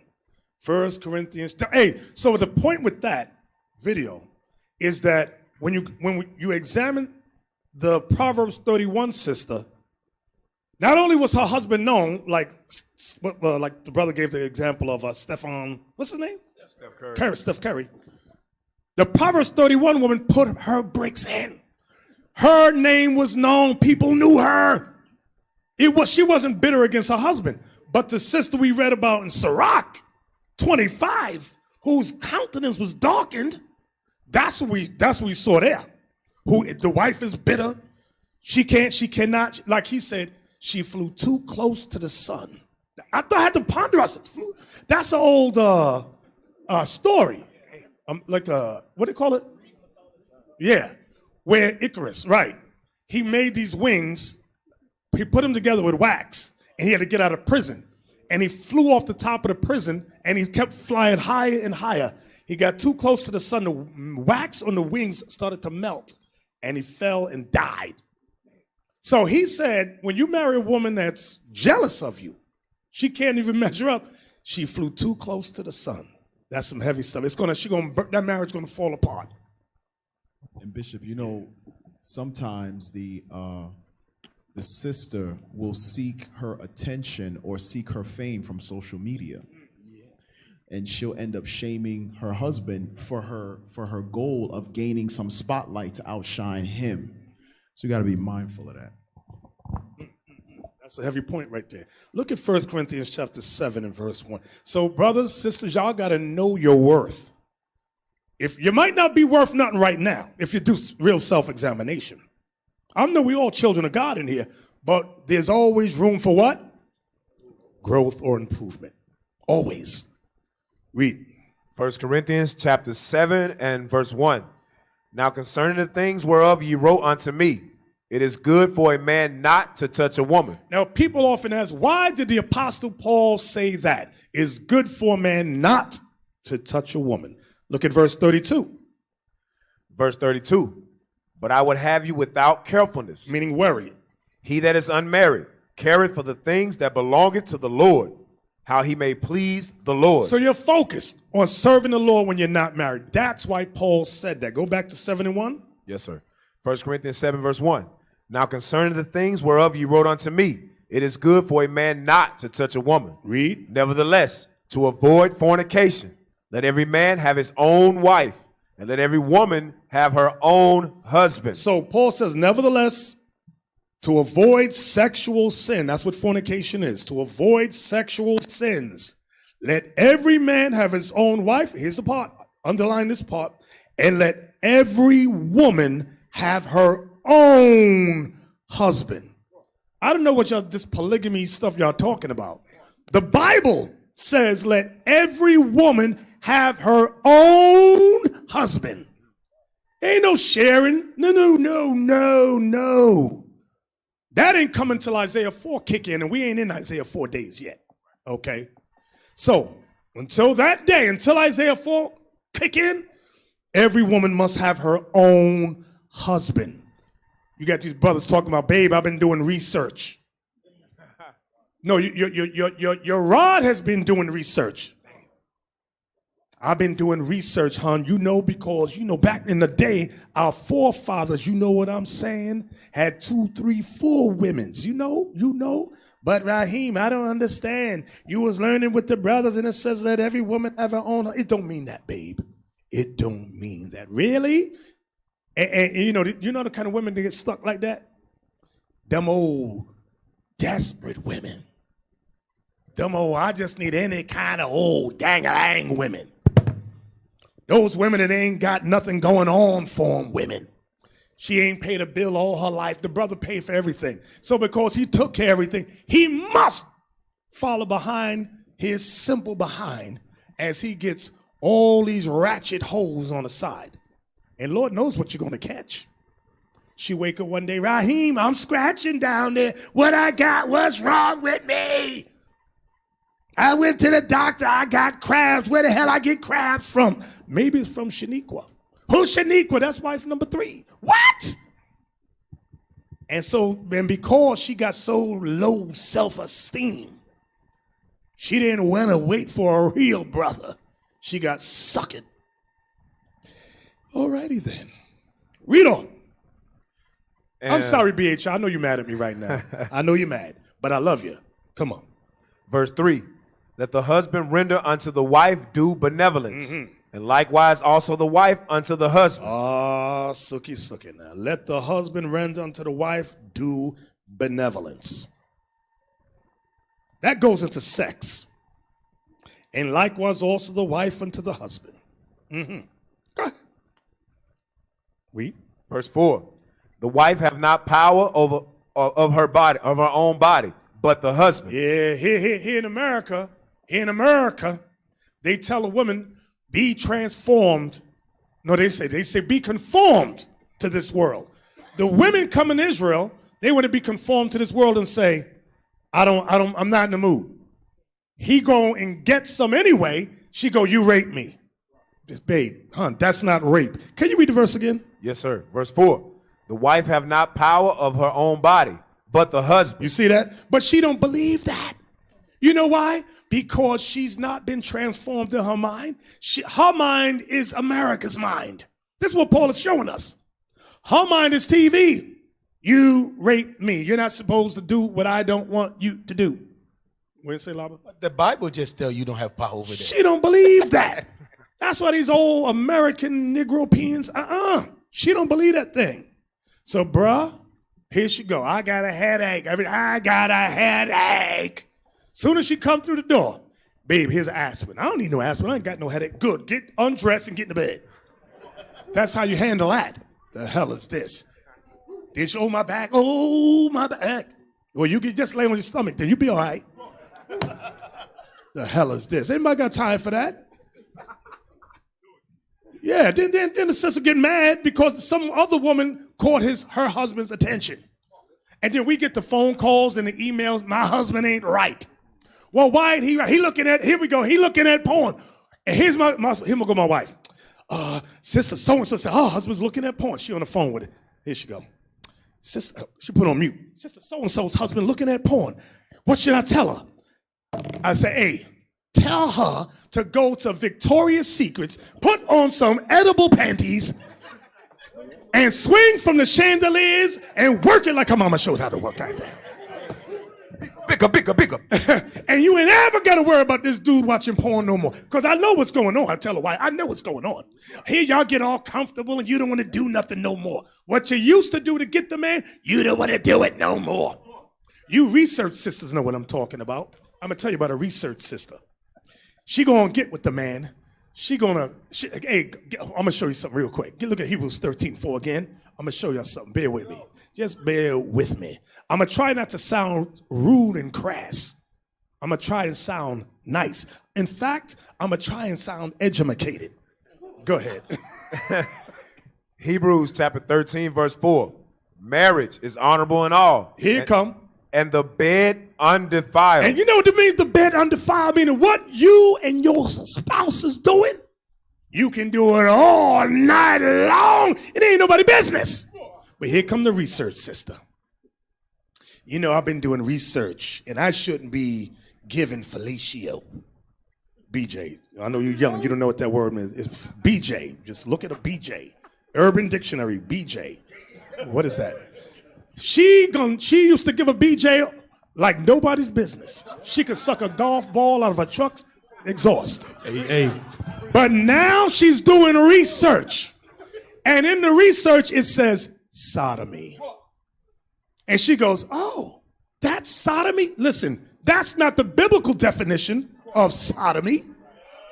The biblical definition of sodomy goes with same sex.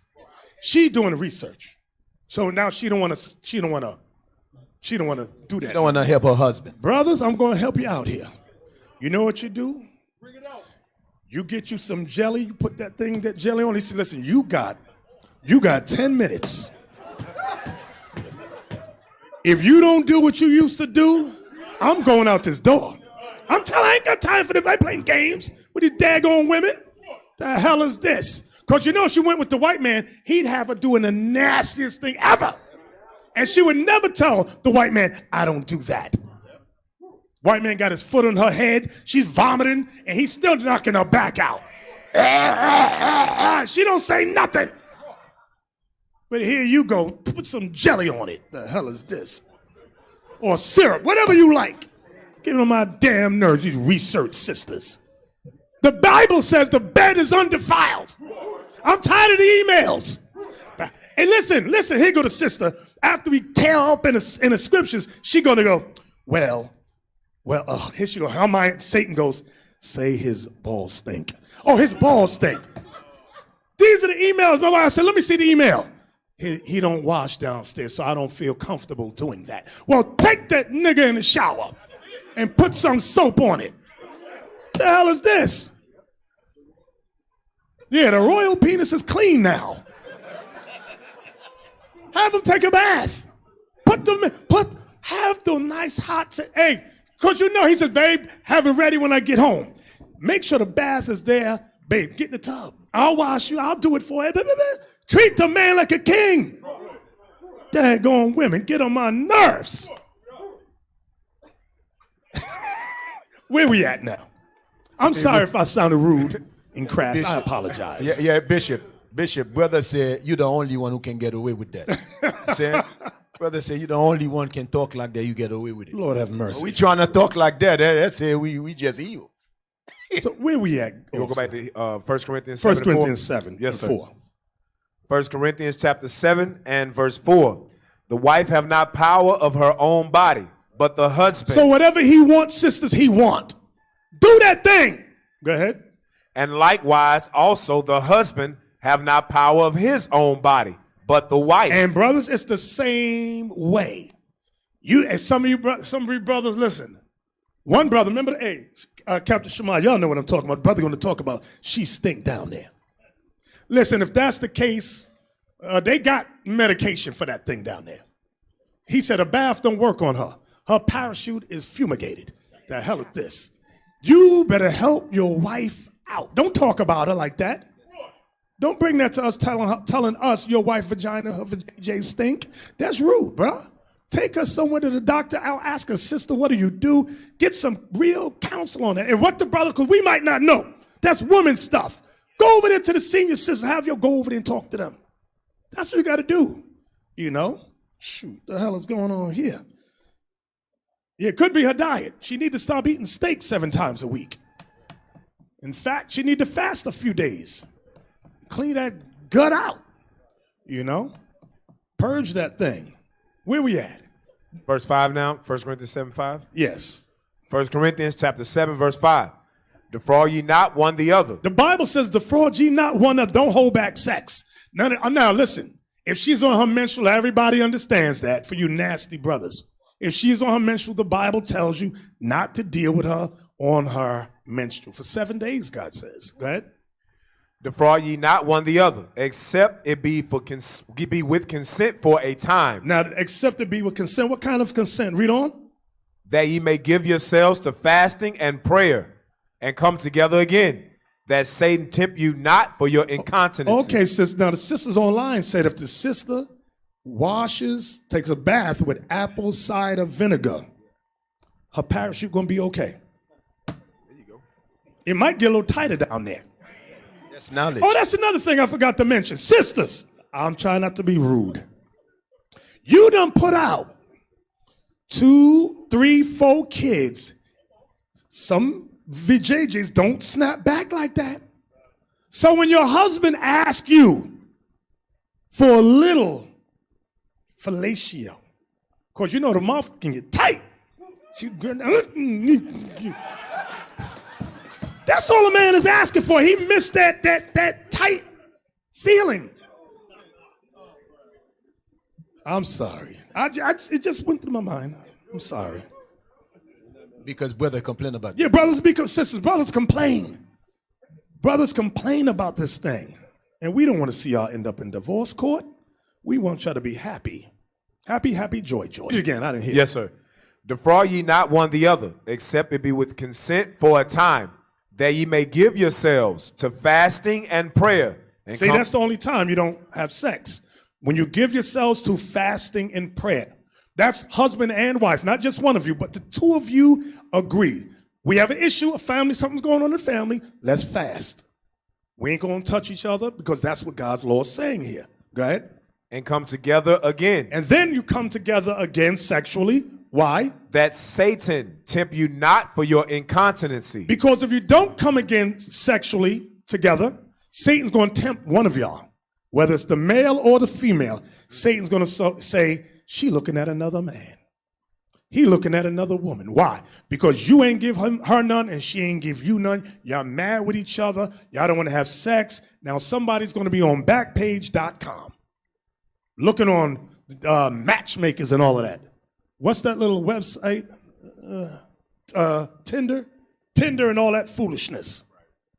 Like they what's that movie? Slim, Queen and Slim. They met each other on Tinder, right? Yeah, so Tinder. Here she go. What's that? She Googling things now. That's what happens when you play that sex game. I'm gonna hold back from you. Then when them eyes start wandering, now you mad. Go ahead. Verse 6. But I speak this by permission and not of commandment. You know when he says this part here, but I speak this by permission, not of commandment, meaning there's no commandment you could go back in the Old Testament to reference what Paul is talking about.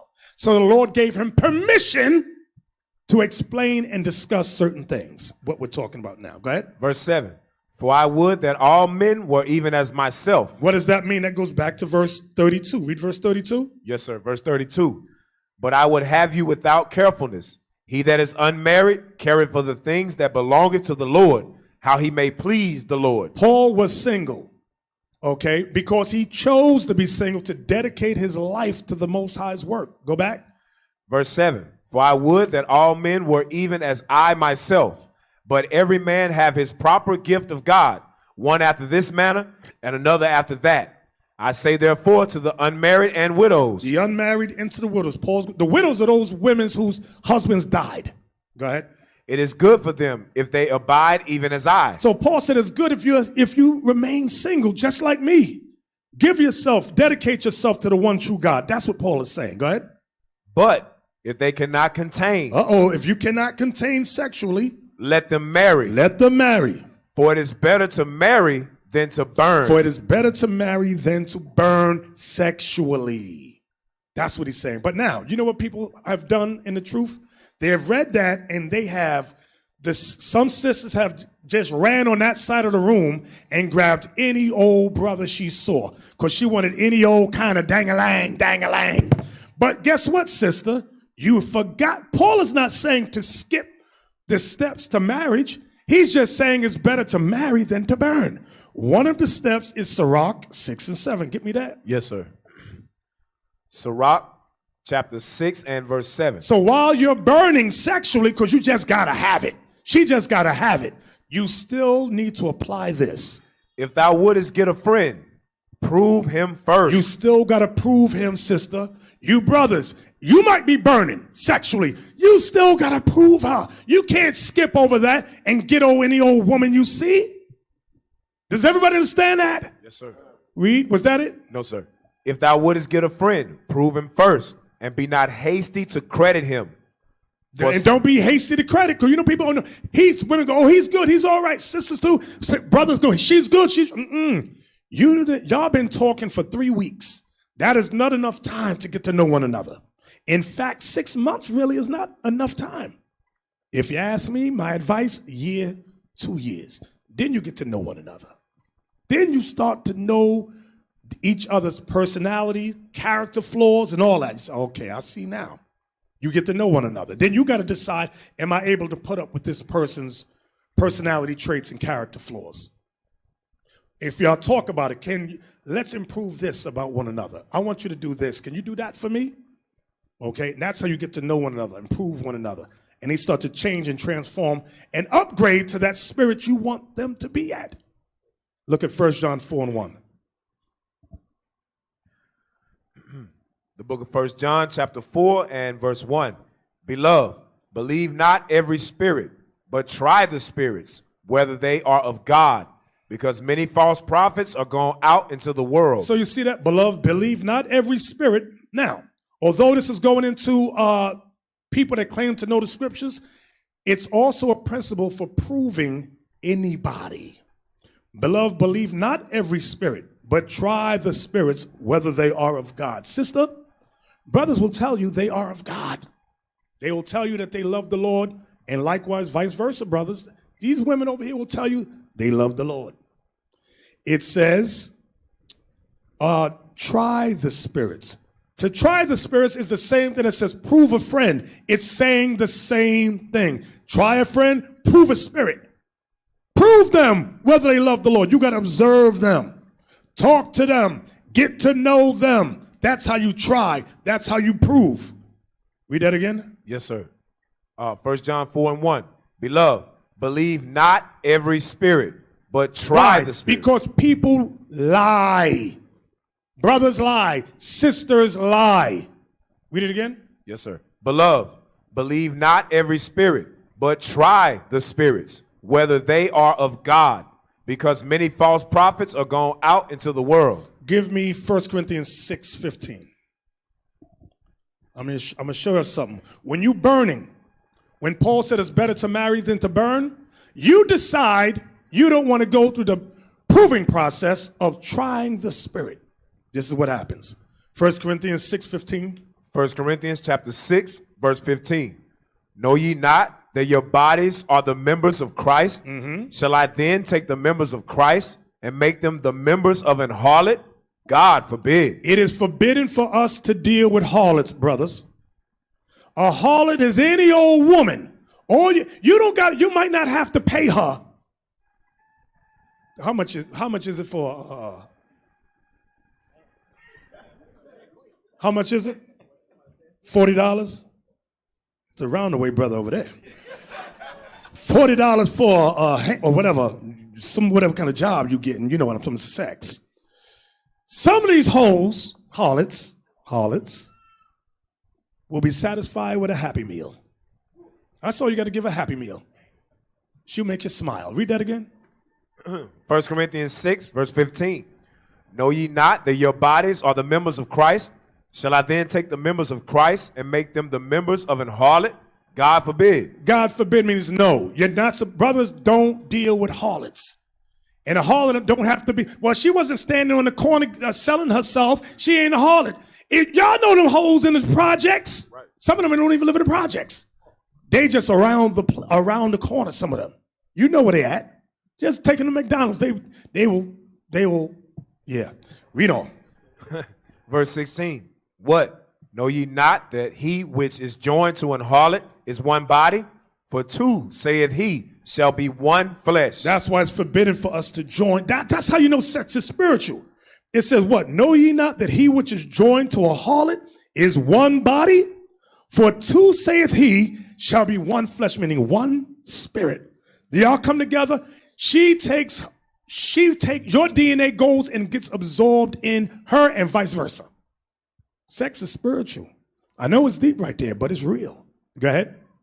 Verse 17. But he that is joined unto the Lord is one spirit. Watch what it calls it now. Read. Flee fornication. The Bible is calling sex with a harlot fornication.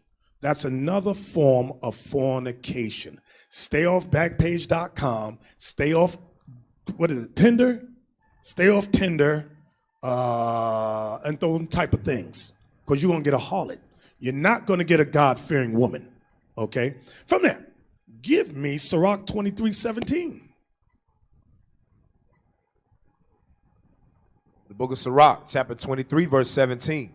All bread is sweet to a whoremonger. He will not leave off till he dies. So brothers who have that whoremonger spirit, there's no one woman that can satisfy him. The Bible says the only thing that can stop a whoremonger brother is death. So sisters, you see this brother, you know through talking to him, he had woman after woman after woman after woman. Now he's been in 6 months, maybe a year, and you think you could tame that spirit. And you decide you don't want to wait 2 years for proving. You just ruined your life. Yeah, I can you Mrs. Fix It. I'm the quicker fixer-upper. You got a red cape coming out of that. That's not a cape, that's a parachute hanging. You can't tame that dude. That dude's a whoremonger, brother. Not only when you meet him, you find out he's a whoremonger, he got kids across the country he ain't taking care of. And you want to marry him. Our suggestion, our advice, you better wait 2 years and prove this guy to see if he's truly changed, if he's truly transformed in a renewing of his mind. But if you decide not to take our counsel, okay. Deuteronomy 23:17.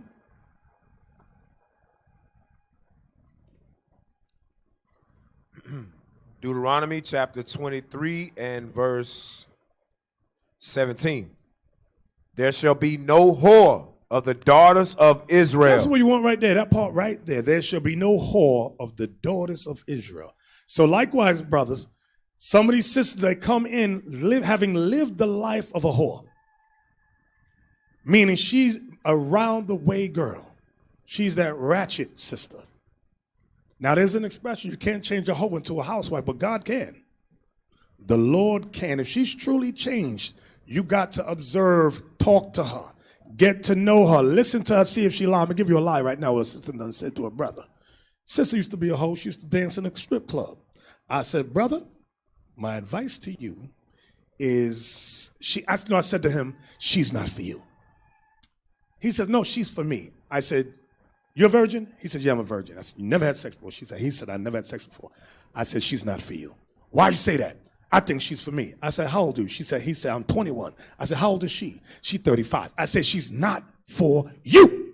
No, Bishop, you don't know what you're talking about. She's for me.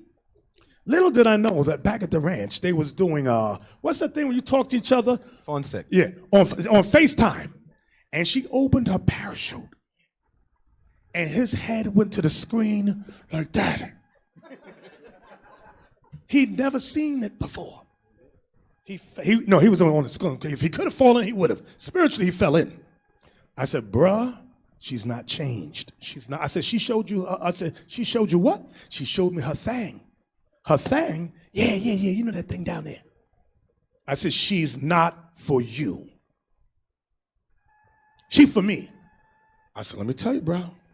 Ask her life. Just ask her past without me having to tell you. So he gonna go ask her her life. I don't know what Bishop talking about. He need to mind his business. I said, ask her if she ever worked in a club. His little self gonna go over there. You used to work in the club? Oh, here he go. Yeah, I used to work in the club, but I wore jeans in the club. I worked in a strip club, but I wore jeans in the club. And I just handed out the drinks. He gonna come back, Bishop, you don't know what you're talking about. She wore jeans in the strip club. I said, you ever been in a strip club? No. I said, shut the hell up. No woman goes in there wearing jeans in a strip club. The hell you talking about? I said, bro, let me ask, here's another question. I'm not trying to get in your business. But this sister been around. She's seen all kind of bang-a-lang, She's seen little ones, big ones, curved ones, ones that go backwards and forwards, all kinds. She's seen it. I said, I just got one question. If you're not blessed, she not for you. Here go the brother. He go, well, I think I'm all right. I said, if you got to ask or think you, I said, you're not blessed. Stop. She not for you. Here he gonna tell her. Bishop said, if I'm not blessed, I really shouldn't be with you. She gonna say, listen, size don't matter to me. I said, stop. This is a round the way girl right there. She's seen all kind of prints she's seen. She worked in the champagne room. And there is sex in the champagne room. I said, little brother, sit your behind down. I said, I'm not blessed in this marriage. I'm gonna make sure none of the deacons bless this marriage. You're trying to destroy my life. I said, you got that right. You know why? His mama came to me and said, watch out for my son. Please don't let him make a mistake. So I made sure I watched out for that boy. And I told his mother, I said, I'm gonna watch out for him. That's what I did. He hated me for months. He couldn't stand my guts. If he could have stabbed me, he would have stabbed me right there. He said, no, they're going to beat me down if I stab them. I had to look out. I said, marry that sister right over there. I said, we went trusted. That's the sister right there. He married the sister. She a virgin, he a virgin. I said, y'all work well together. You simple, she simple too. Y'all be all right together. Y'all going to be good. Y'all could grow. Y'all could grow. And they doing good today. All praise to the Lord. All praise, all praise. Hey, you know something, Bishop? All your camp leaders got to understand something. Your job is to look out for the young brothers. Because a lot of them, they have no common sense. Believe it or not, they have no common sense. Like the young men, then they're 21, 22, 23. Listen, look out for them. They're going to come and they'll be like, hey, yo, why are you talking to that sister? You guess what? You the father. You supposed to say, hey, what you talking to your sister about? You don't listen, you should not care if they get mad. Listen, I don't care if you get mad or not. I want you get mad, but you don't commit that you didn't commit that mistake. Get mad, I don't care. You be all right. You be all right. Get mad, whatever you want. Like, little Issa here. We got looking for little Issa right here. You know what I'm saying? We ain't gonna let little Issa make the same make mistake. We're gonna like, hey, little Issa, do this, do that. We're gonna keep our eyes on him. And we're gonna make sure he don't commit to no them champagne wound. Now we're gonna check out a clip. I think now I don't follow basketball. Some of the brothers, I don't get a lot of basketball, but I saw this video. This video right here, this thing gonna strike home. When you get with the wrong type of woman, I've been telling you brothers who got property. Some of you brothers, you're doing okay for yourselves. Some of you in your early or late 20s, early 30s, 40s, you have acquired stuff, properties, things like that. Let's play this video. What's his name? Steven Jackson. Play this video. Now, this video is kind of long, so we might interrupt all the way through, but it's a very good video. And I'm not saying he's a righteous brother. Now, some brothers have met him. Some brothers have met him, gave him flies and all that. But what he says, you can glean some nuggets out of what he's saying. Play this. And my ups and downs with the youth so they won't make these same mistakes. Once again, this is not to demean anyone. This story is not to demean anyone, right? It's just the truth. It's facts. It ain't no made up shit. Everything I'm finna tell y'all is all facts. I'm trying to get this light out back of my head.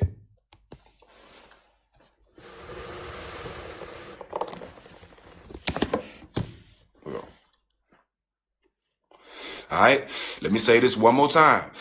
For all you motherfuckers who want to say what you want to say and don't want to hear what I said.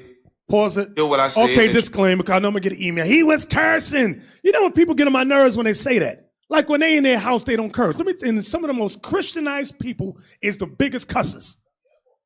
You ever see, what's that gospel singer named Shirley Caesar? Get her mad. Watch what she say to you. Be all kind of words, but the child of God. T.D. Jakes too, all of them. They all curse, and their people in their congregation, he cursed. Like when you walk outside these doors, people ain't dropping F-bombs left and right. But this is how the brother talk. And he's smoking weed, but that ain't the point of the video. Go on back now. Watch. Play the video. Take your bad kids out the room. This is not to demean anyone. This is not to demean anyone. These are facts. These are my life experiences. This is stuff that I've experienced, that I've learned from, that I want to share with youngsters so they won't make the same mistakes I've made. Is that clear? To all you blogs that's going to try to take what I say and put it on your blog and try to make a story that nobody ain't going to see anyway because you only got 660,000 followers, I'm not going to be the guy that go on your blog because you twisted something I said and speak on it to make your blog get attention. Nah, I ain't that stupid, fam. I'm on Showtime. I'm on Fox, okay? Your blog because you twisted words and made up shit. No, everybody got a blog. So 90% of the blog shit is false, all right? So don't pay attention to no blogs. Y'all know I'm a real one, so y'all can come right here to my page and I'm going to give it to y'all real. I ain't never lied about nothing and ain't no reason to lie now, right? All right. So I'm giving game to the young men out here and telling them the experience I've had. This is not to demean nobody once again, okay? This is free game. Shout out to everybody. I love everybody. I love being black first. You know what I'm saying? And I love everybody that's black, women included. Let me get that clear because a lot of y'all just ignorant. But let me say this too. A hit dog will holler. A hit dog will holler. You ain't got to say no name. That means if you're guilty, you're going to get mad. Only the guilty ones get mad at stuff. Go ahead. You ain't got to point no fingers. You ain't got to do nothing. A hit dog will holler, bruh. This is facts. All right. So, and I hope, even women, I hope some women hear this and be like, you know what, I'm going to find me a one man. I hope this is for women and men, but I want my young men to take heed to this and listen to this and take the right advice from this. Okay? Yeah, the story is a little funny too, but take the right advice from this. And the moral of this story is find you one woman. This is the whole reason for this, for me telling this story. Find you one woman, love her through the good and bad, and build with her. Because I'm telling you, if you think having a whole bunch of hoes and having multiple kids by women is something to brag about, it will ruin your life. Thank God it didn't ruin mine, but it will add a lot of stress to your life that you don't need, bro. Facts, all right? All right, so bam. So I'm with a chick at the time. Right? And me and her together. We've been together for like a year or two.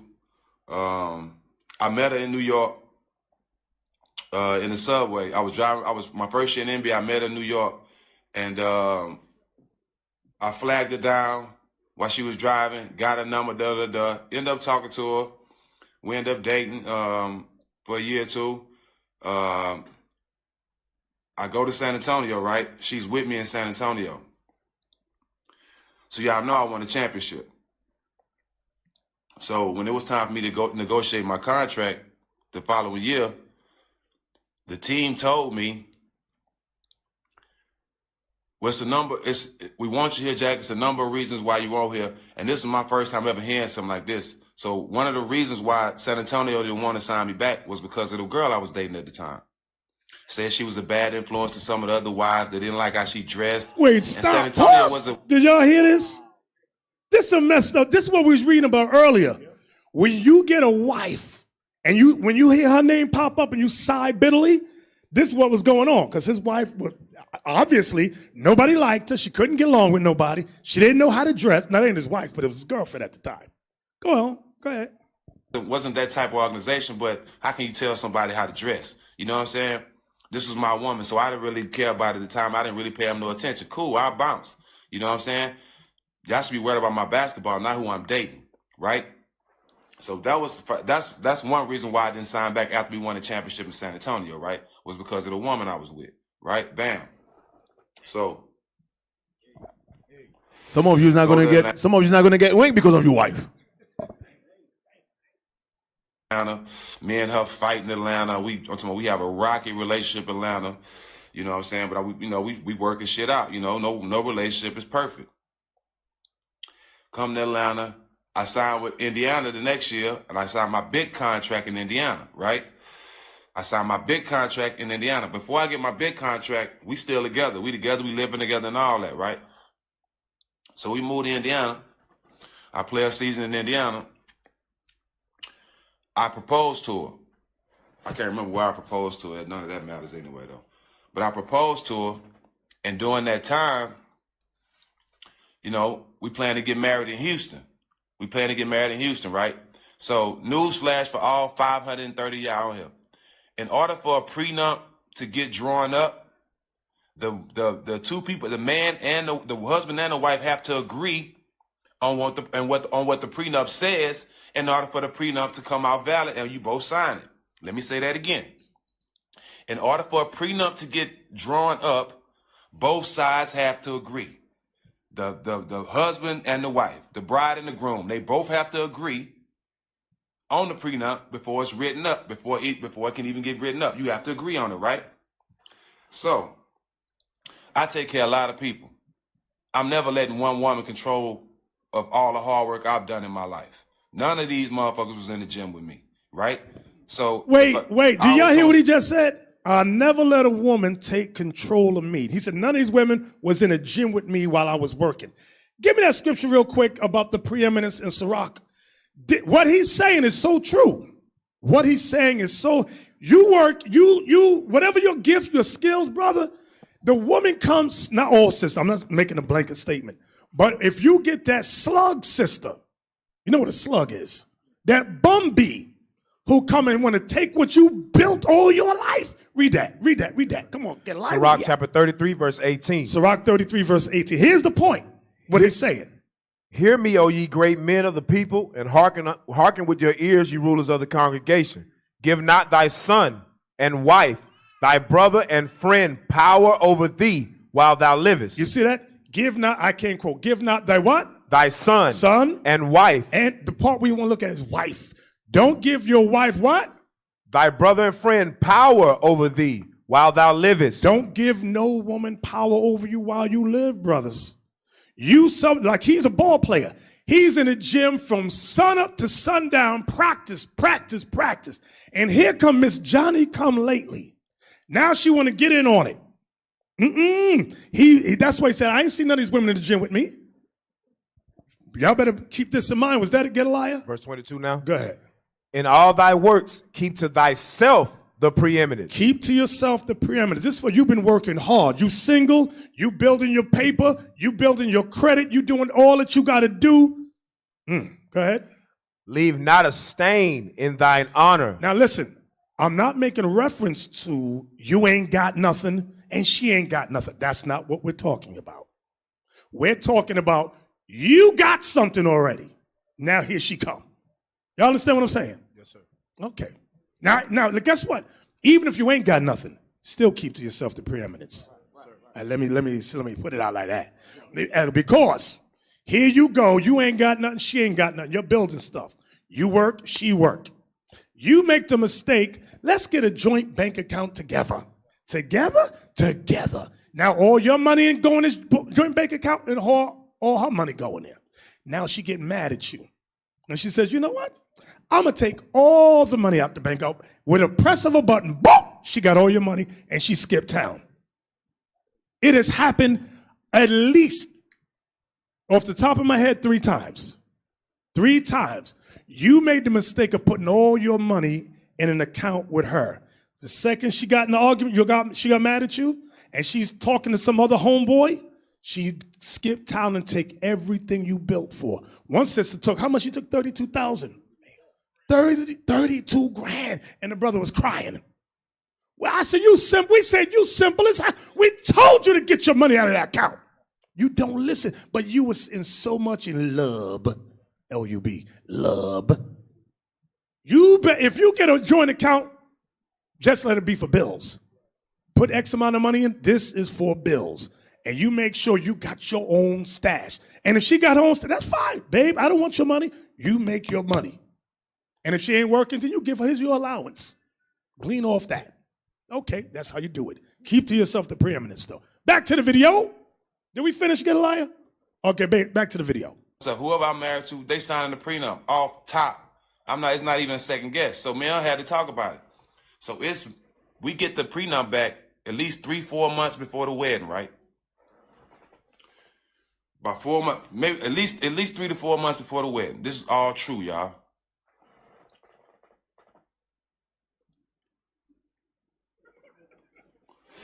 So, 3-4 months before the wedding, we get the prenup. I give it to her. I hope none of you brothers are still getting spirits on y'all because of the weed. Oh, I sure do miss that. Hey, put it back a few seconds. Put it back a few seconds. Go ahead.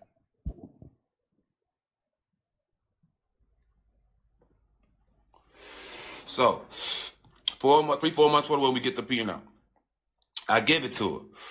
Granted, when I give it to her, she shouldn't be surprised by it because me and her sat down and agreed up on the prenup, right? Me and her agreed up on the prenup. We agreed. Listen to me, y'all. We agreed on the prenup. Bam. So we agree on it. A month passed, like 2 months before the wedding. I'm like, yo, look, we need to get that prenup signed so we can go and, send it in and get all that taken care of. So when we get down there to Houston, we ain't got to worry about it. I tell her that like 2 or 3 times. It's a month. That was 2 months before the wedding. It's a month before the wedding. Look, bro, this is something we agreed on. I shouldn't have to keep coming and tell you to sign this prenup, right? What's up, Bird? I shouldn't have to, Bird, you know about this. I shouldn't have to tell you to sign this prenup, right? This is what I'm telling her. The first time I came to it was 2 months before the wedding. Now it's a month before the wedding. I'm like, man, I've been asking you about this prenup There's no way I should have to keep coming to you about this prenup, knowing we had to agree on this before they even drew it up. So why do I have to keep coming to you about it, about getting it signed? She's like, I'm going to sign it, I'm going to sign it, I'm going to sign it. I'm going to sign it, I'm going to sign it, I'm going to sign it. I'm like, cool. You can sign it. But look, during that time, we making arrangements for the wedding, right? Because, you still got to plan shit. So, I love her. And I'm going to keep it real with you. I was in love with her. You know what I'm saying? I was in love with her. And we was building a family. So I'm like, okay, cool. I ain't going to make no big deal of it. I went with planning a wedding. I didn't stop. I kept planning a wedding. I told her several times, dog, about the prenup and asking about it. So bam. So as we, this is one of the twists of the wedding, right? So as we planning for the wedding, I'm from Texas, right? She from New York. I'm from Texas. I'm from Port Arthur, which is an hour from Houston where we get married, right? I want my pastor to do it. He right there. It'll save us some money. Da-da-da-da. She is adamant about this certain pastor doing the thing, right? So I'm like, cool. It's her wedding. I ain't got no problem. Keep in mind, remember this pastor, right? Remember this pastor. This is a pastor. She was, I'm talking about screaming at me and everything. No, this pastor has to do it. This pastor I'm like, well, we can save money and make more sense. This is my pastor since I was a kid. You don't even know this guy. Some other girl brought this pastor to her attention. Some other girl brought the pastor name to her attention. This is a pastor she's never seen. Pause. Don't even know. Y'all know these pastors charge to do a wedding, to officiate a wedding. We don't charge. So these pastors make everything a hustle, a money hustle. Go ahead, back to the video.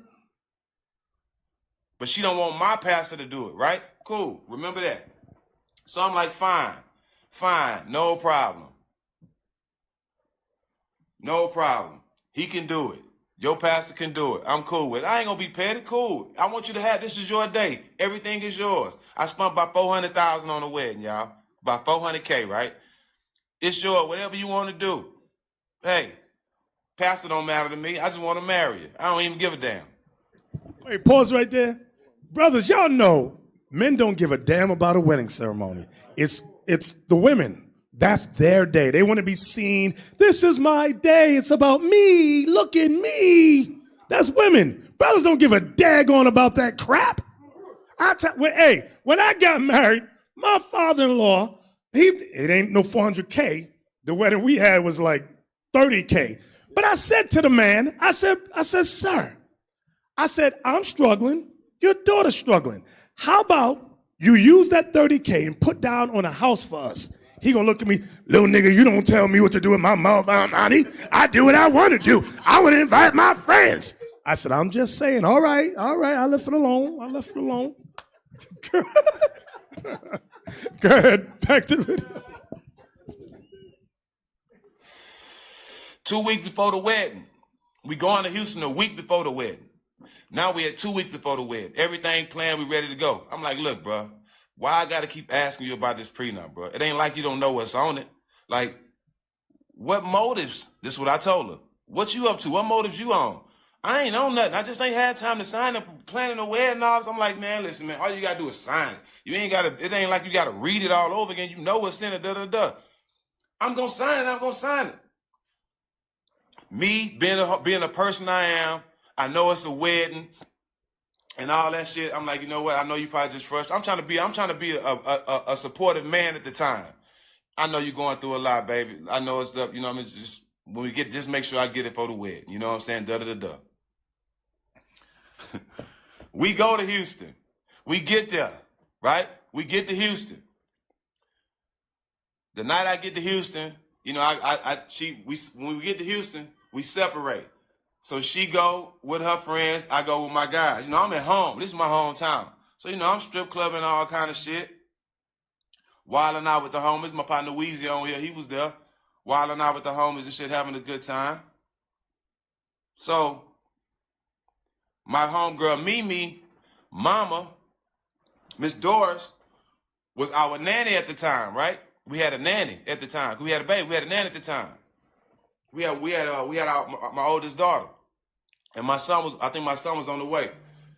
And So we had a nanny at the time.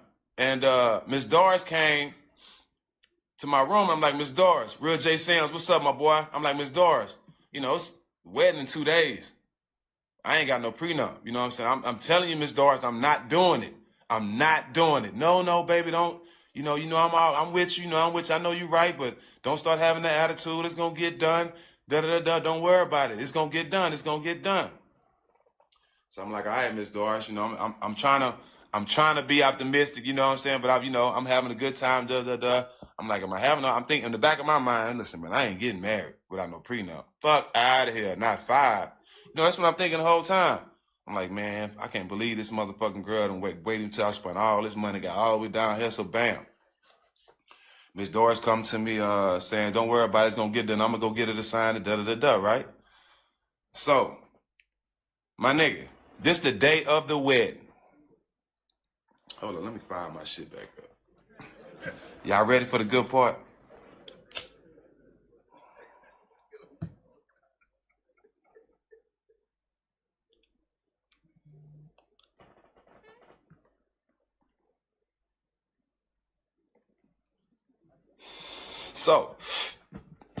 So the day of the wedding, y'all.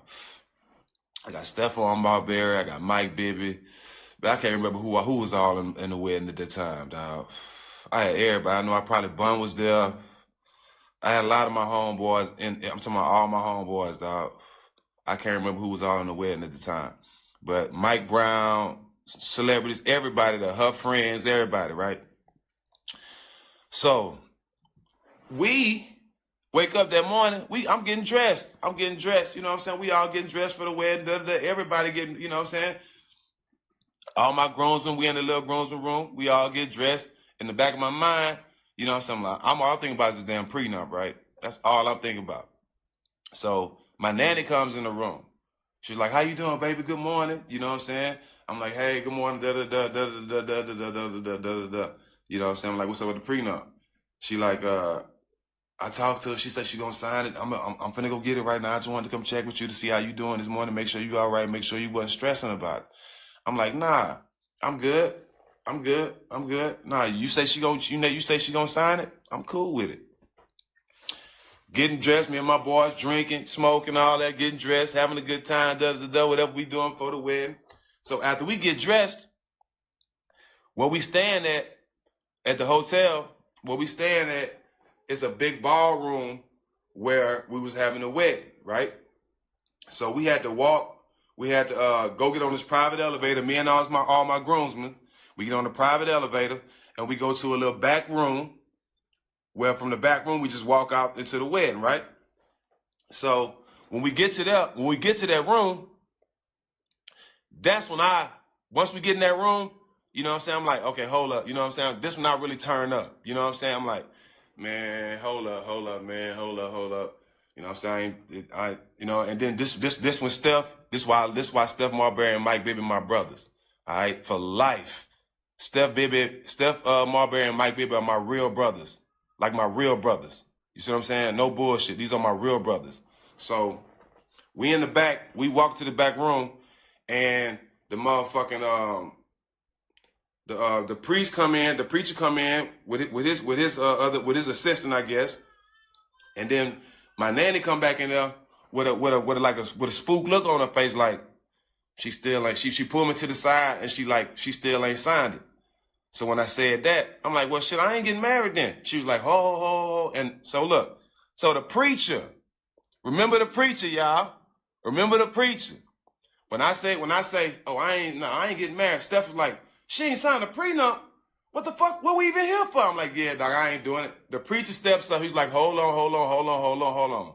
The preacher says, hold on. I look at him like, he said, this is what he said. He said, now hold on. I know you love this girl. Don't make a drastic decision. I think you should just let God handle it. I say, huh? I think you should just let God handle it. Me, as a pastor, I don't believe in prenups.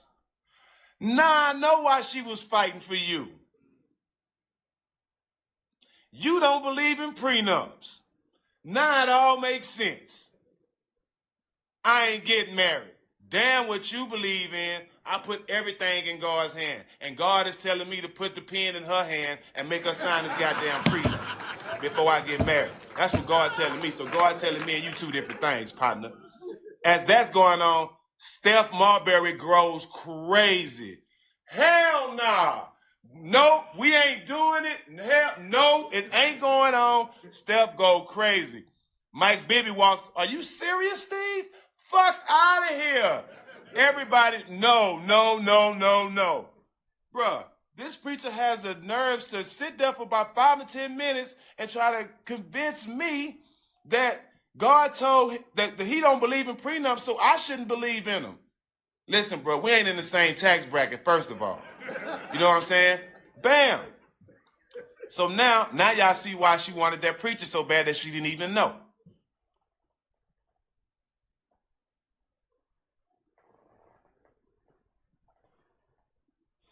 Bam. So bam. Dog, God take all my blessings if I'm lying, dog. This is a true story. It's too many people that was there to vouch for it. So bam. So listen. I'm going to tell y'all this. So I found out this after the wedding. You know what I'm saying? But on the way to the wedding, rest in peace, my grandma dead now, but on the way to the wedding, my grandmother, this is before all this, everything I told y'all. My grandmother told my mama, Jude, it ain't going to be no wedding. This is before all this.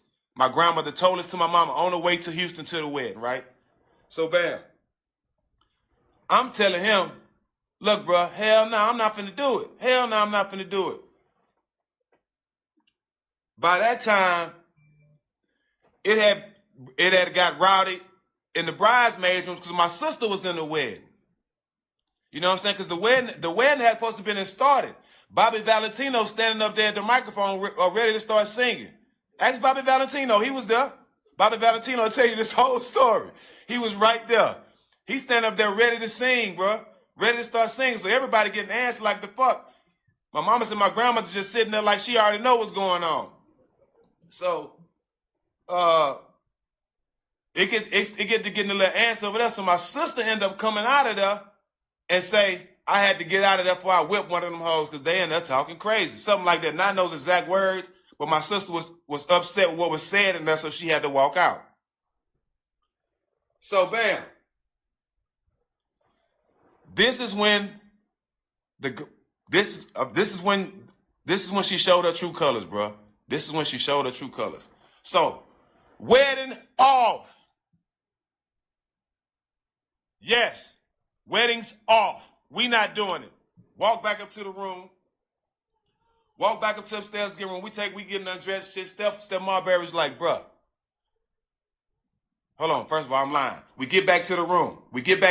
Right? Y'all know I'm gonna always be 1,000 with everybody. 1,000. I'm gonna tell y'all the honest truth every time. When we first get back to the room after I called it off, when everybody trying to figure out what's going on, we all get back to my room. I break down crying, dog. Honest to God truth, I can't lie. Because I was hurt. Because I wanted to marry her, bro. This is the honest to God truth. I break down crying, dog, for about a good 20, 30 minutes. I'm talking about I'm hard down crying, dog. I'm hard down crying because I'm hurt, dog. Like I'm really hurt. I didn't think a woman would take me to this point over a piece of paper and not marry me, especially after we got a child and we trying to build some shit. Like I was honestly hurt. You know what I'm saying? I was hurt. I was in a hard down crying, dog. And this is why I fell in love with Mike Baby Mama. And this is why I always treat her like my own mama. I'm sitting there crying. I hear Steph in the background talking, man, fuck that shit. We finna turn up. Fuck that shit. You know what I'm saying? Fuck that. You know what I'm saying? I'm talking about snot, everything. I'm hard down crying like I lost my, I don't know, bro. I'm hard down crying as a grown man. I ain't never cried like that, right? So as I'm crying, Mike Baby Mom walk up to me, dog, and it's bringing tears to my eyes today. She walk up to me. She grab her bare hand, Mike Baby's mom, wipe the snot and all this from my face, everything from my face. And she picked my chin up and she said, you became a man today. Nigga.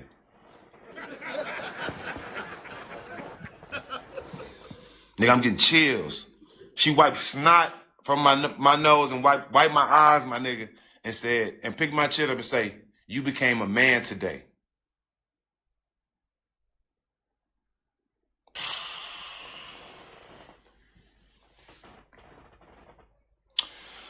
So, with all that going on, this ain't even the half though.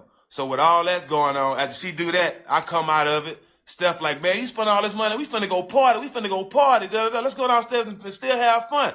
Look, hey, look, my best friend Roy D on here.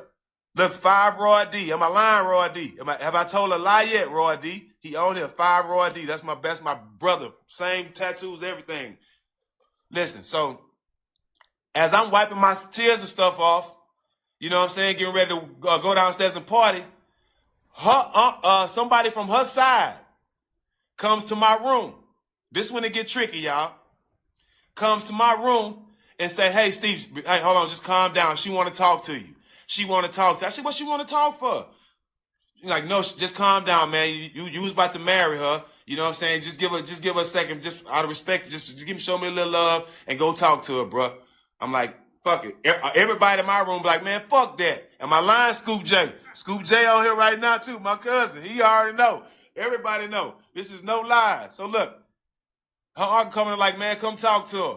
Come talk to her. I'm like,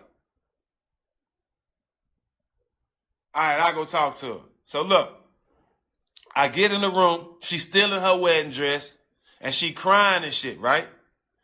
So soon as I walk in the room, she hard down crying.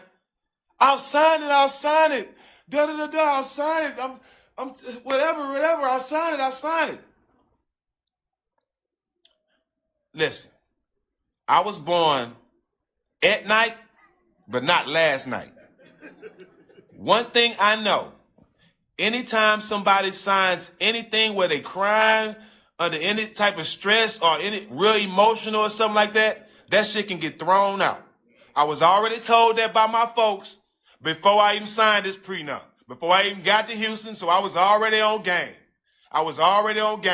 So the shit she tried to get me in that room and see her tears and think I was gonna buckle and she could sign it while she crying and all that, then come back and when they try to stand up, she gonna be like, I was emotional at the time, and it's been thrown out. It's happened to men before. 5 was not falling for that. Nah, sweetheart, you chose the decision you wanted to make, and you didn't want to sign it.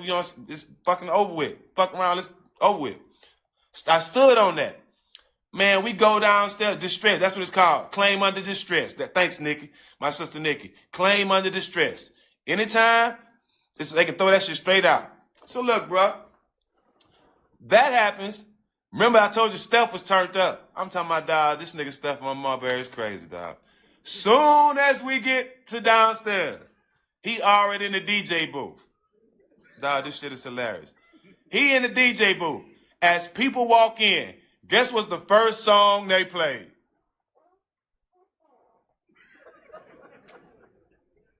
I want to know if y'all can guess the first song they played, dog. I'll give y'all a second. Let me put this roach out with 5. Another one.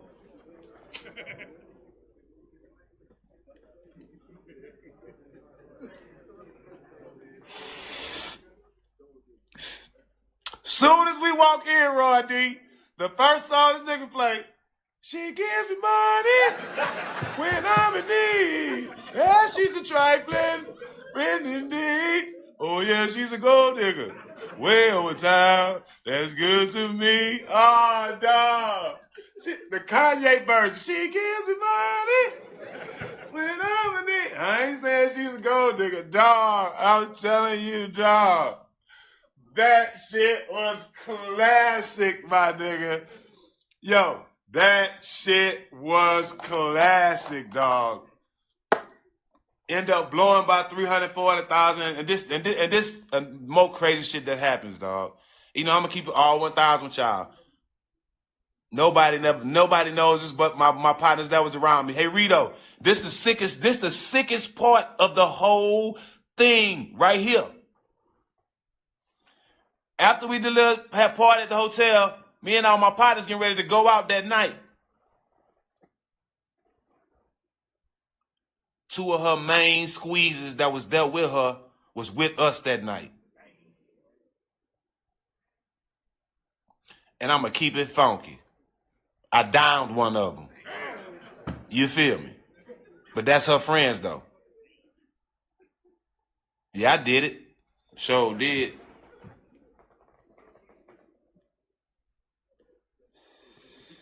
Sure did.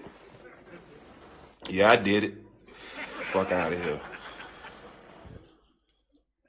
If I'm going to trick 300, 400,000 off for nothing, yeah, I'm going to get some get back. I'm going to get some get back. Jump down on a clean, too.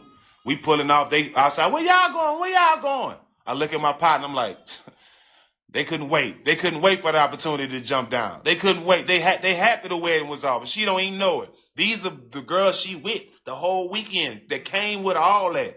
Yeah. Yeah. That's how the game go, though. That's how the game go. True story, dog. True story. No bullshit. And let me tell y'all this, too.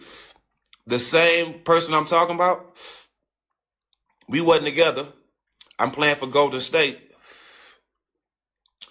We have kids together, so I want to bring my kids down there and to Golden State and throw their birthday party down there, right? They lived in somewhere else at the time. You know what I'm saying? Way across the country. I bring them there for the party. Fly them in, pay for the whole party, all that. Bro, D know this too. Listen, RJ, I fly them. The mama and the kids there. Pay for about $3,000 for the party. Clowns, animals, all kind of shit, right? While she's there for the party and she's supposed to be shopping, she left. She went down and filed for child support in California and used my address and said she lived there to get more money.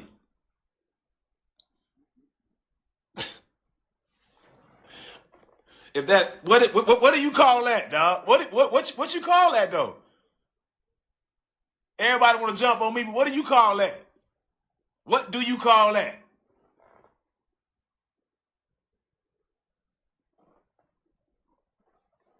She leave, I get a letter in the mail, she done filed child support with my address. They don't even live there. What do you call that, bro? What do you call that? What do you call that? To the point when we do go to court, and I do have to pay her, but the judge tell her, man, listen, I'm looking, you done been to 4, 5 states trying to take this man to child support. Man, every state he live in, enough is enough. To my young man out here, I don't want you to go through none of that. Why go through that when I can tell you what I've went through, and now you can make a better decision, because we ain't no different. You know what I'm saying? Me, you, him, her, we ain't no different. We all human beings. We all have decisions to make, and some of us grow up with our father, some of us don't. So if you like me that don't grow up with your father, a lot of stuff you're going to have to learn on your own from experience. You know what I'm saying? From fucking up. I've done the fucking up, bro. There's no need for you to if I can tell you how to do it. Find you one woman, dog. Love her. You know what I'm saying? Through the good and bad. You know what I'm saying? I ain't saying be no fool, and I ain't telling no woman to be no fool. You know what I'm saying? But just take, you know how niggas make side decisions when they picking their weed or when they picking their clothes and shit. You know what I'm saying? Be more serious about the women you pick like that. You know what I'm saying? It's like for real. Boys take their time and focus on certain shit, jewelry and cars and shit and rims and shit like that. Take that same focus on the woman you decide to lay down with or spend your life with, dog. I'm telling you, dog. Especially if you have dreams or admirations of being successful, dog. You know what I'm saying? You got to find a way to settle down, dog. You know what I'm saying? Like, I'm just giving you a game I know, dog. If you think having a lot of hoes and having a different chick in every area code, that shit is played out, my nigga. That shit ain't even safe no more. You know what I'm saying? Like, facts. That shit is not even safe to be thinking that's live. That ain't live, bro. I got bitches here. That shit is not live no more, my nigga. I'm just being real. That shit ain't live no more. It's 2020, dog. That shit is not live. That shit is not live, bro. And that's coming from a nigga who stayed in the strip clubs. You know what I'm saying? You know what I'm saying? And especially, I'm being smart, especially being black. because the stigma of the black man being out the household is so crazy right now. Like, we need to start building more black households. You know what I'm saying? Because we at a time now where, as blacks, we got way more ways to become millionaires now than ever. On God. Let's keep it real. We got more black millionaires now than ever. You know what I'm saying? So I'm saying that to say, now is the time to start building black families. You know what I'm saying? Now to start building them legacies, dog, building our roots back up, dog. You know what I'm saying? They kill black men when we date white women. But as soon as a black woman go get a black woman go get a white boy quick and they praise her. You know what I'm saying? I don't really get into none of that, but you know what I'm saying? Like, we can never get on the same page with women with a lot of shit. You know what I'm saying? So I just respect them. You know what I'm saying? And I support them as much as I can. But we gotta find a way as men to be accountable for our own shit. You know what I'm saying? We gotta take lead and force that happy home. We gotta take lead and find that sister and build with her. We gotta take lead and to changing the mode and to showing young men that having a million hoes ain't what's it. Because I'm telling you, if you go from 10 hoes, if you go from 10 girls to 1 girl, watch how much money you save. Having hoes is not it, bro. That's not it. Find you a woman. Find you one woman, dog. Settle down, build with her. You know what I'm saying? I'm telling you. That shit saves you a lot of money, dog. Not only do it save you a lot of money, it saves you more peace. And what the best thing you do, it's the best thing is the right thing to do. Hold that. Yeah, man, look at it, man. This is a man of the world that think like that. You see, us in here, when we trying to push that, y'all see something wrong with that.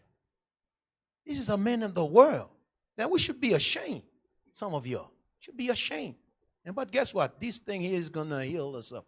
We're going to be all right. That was good. Thank you for the video, Alicia. We appreciate you. Hey, also give me Sirach 6, 8 through 12, please.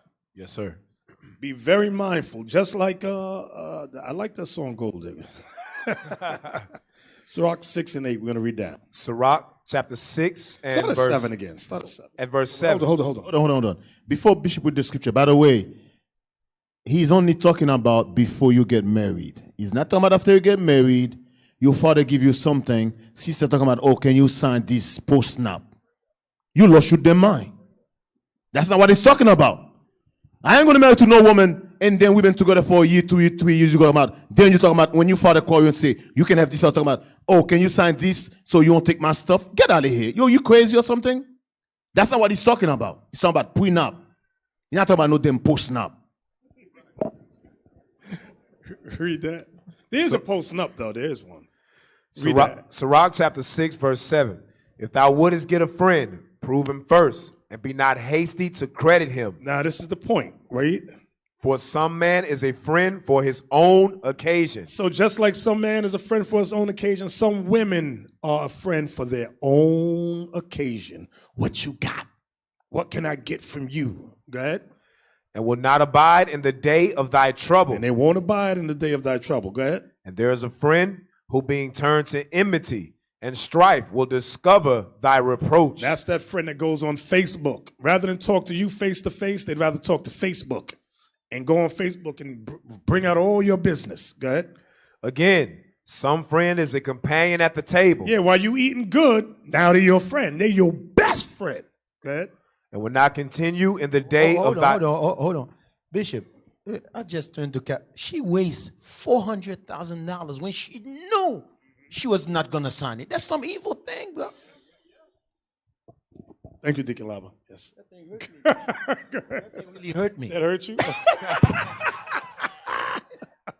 Go ahead. Verse 10. Again, some friend is a friend, some friend is a companion at the table and will not continue in the day of thy affliction. But in thy prosperity, he will be as thyself and will be bold over thy service. So the same way it's talking about men, it goes for women like that too. Go ahead. Verse 12. If thou be brought low, he will be against thee. Right. You all that money you had, now you ain't got it no more. Go ahead. And will hide himself from thy face. And will hide himself from thy face. Now, you did mention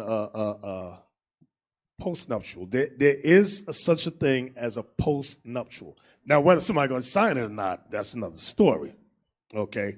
Put that on the screen because I did look it up. I was very curious.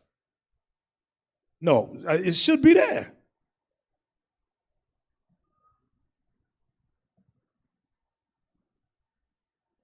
Okay, this says, this is 5 signs you need a postnup. Now, again, like Deacon Malachi said, you've been married already. Now somebody want to come in later on with something. Raise it up. Let me see. Raise it up. Raise it up. Okay, start from there. Yes, sir. You need a postnup when... Now, a postnup is after y'all got married already. Good. One or both of you entered the marriage with buku bucks. That means you got a lot of money. Good. Divorce attorneys agree that postnups are must-haves for spouses who either enter the marriage with significant premarital assets or expect to inherit significant future assets. Now, this is what Malachi was saying. They enter the marriage with significant premarital assets, meaning you already had that. Let's say you might have forgot to get it. You say, you know what? I should get this done. Raise it. Number 2. I want number 2 now. Number 2, you have children from a previous marriage. Mm-hmm. In cases of commingled families, postnups can be predetermined. The share of assets your spouse will receive in the event of a divorce or your death, thus ensuring your offspring will receive the inheritance you want them to pocket. In most cases, without a signed postnuptial agreement spelling out these details, states automatically give the current spouses a share of your estate upon your death. Some state laws dictate division of joint property in cases of divorce as well. Right, so if you got kids and she got kids and you pass away, the money goes to her and she can choose to give the money to her children opposed to the ones that you bore. That's what that's saying. Go ahead. Number 3, you own a profitable business. A postnup can also protect income or assets you earn during the marriage. This is crucial for spouses who own their own companies. Without a postnup, an ex-spouse may be entitled to collect a percentage of the business or its earnings. See, I didn't know that. Go ahead, number 4. Number 4, you hated the idea of a prenup.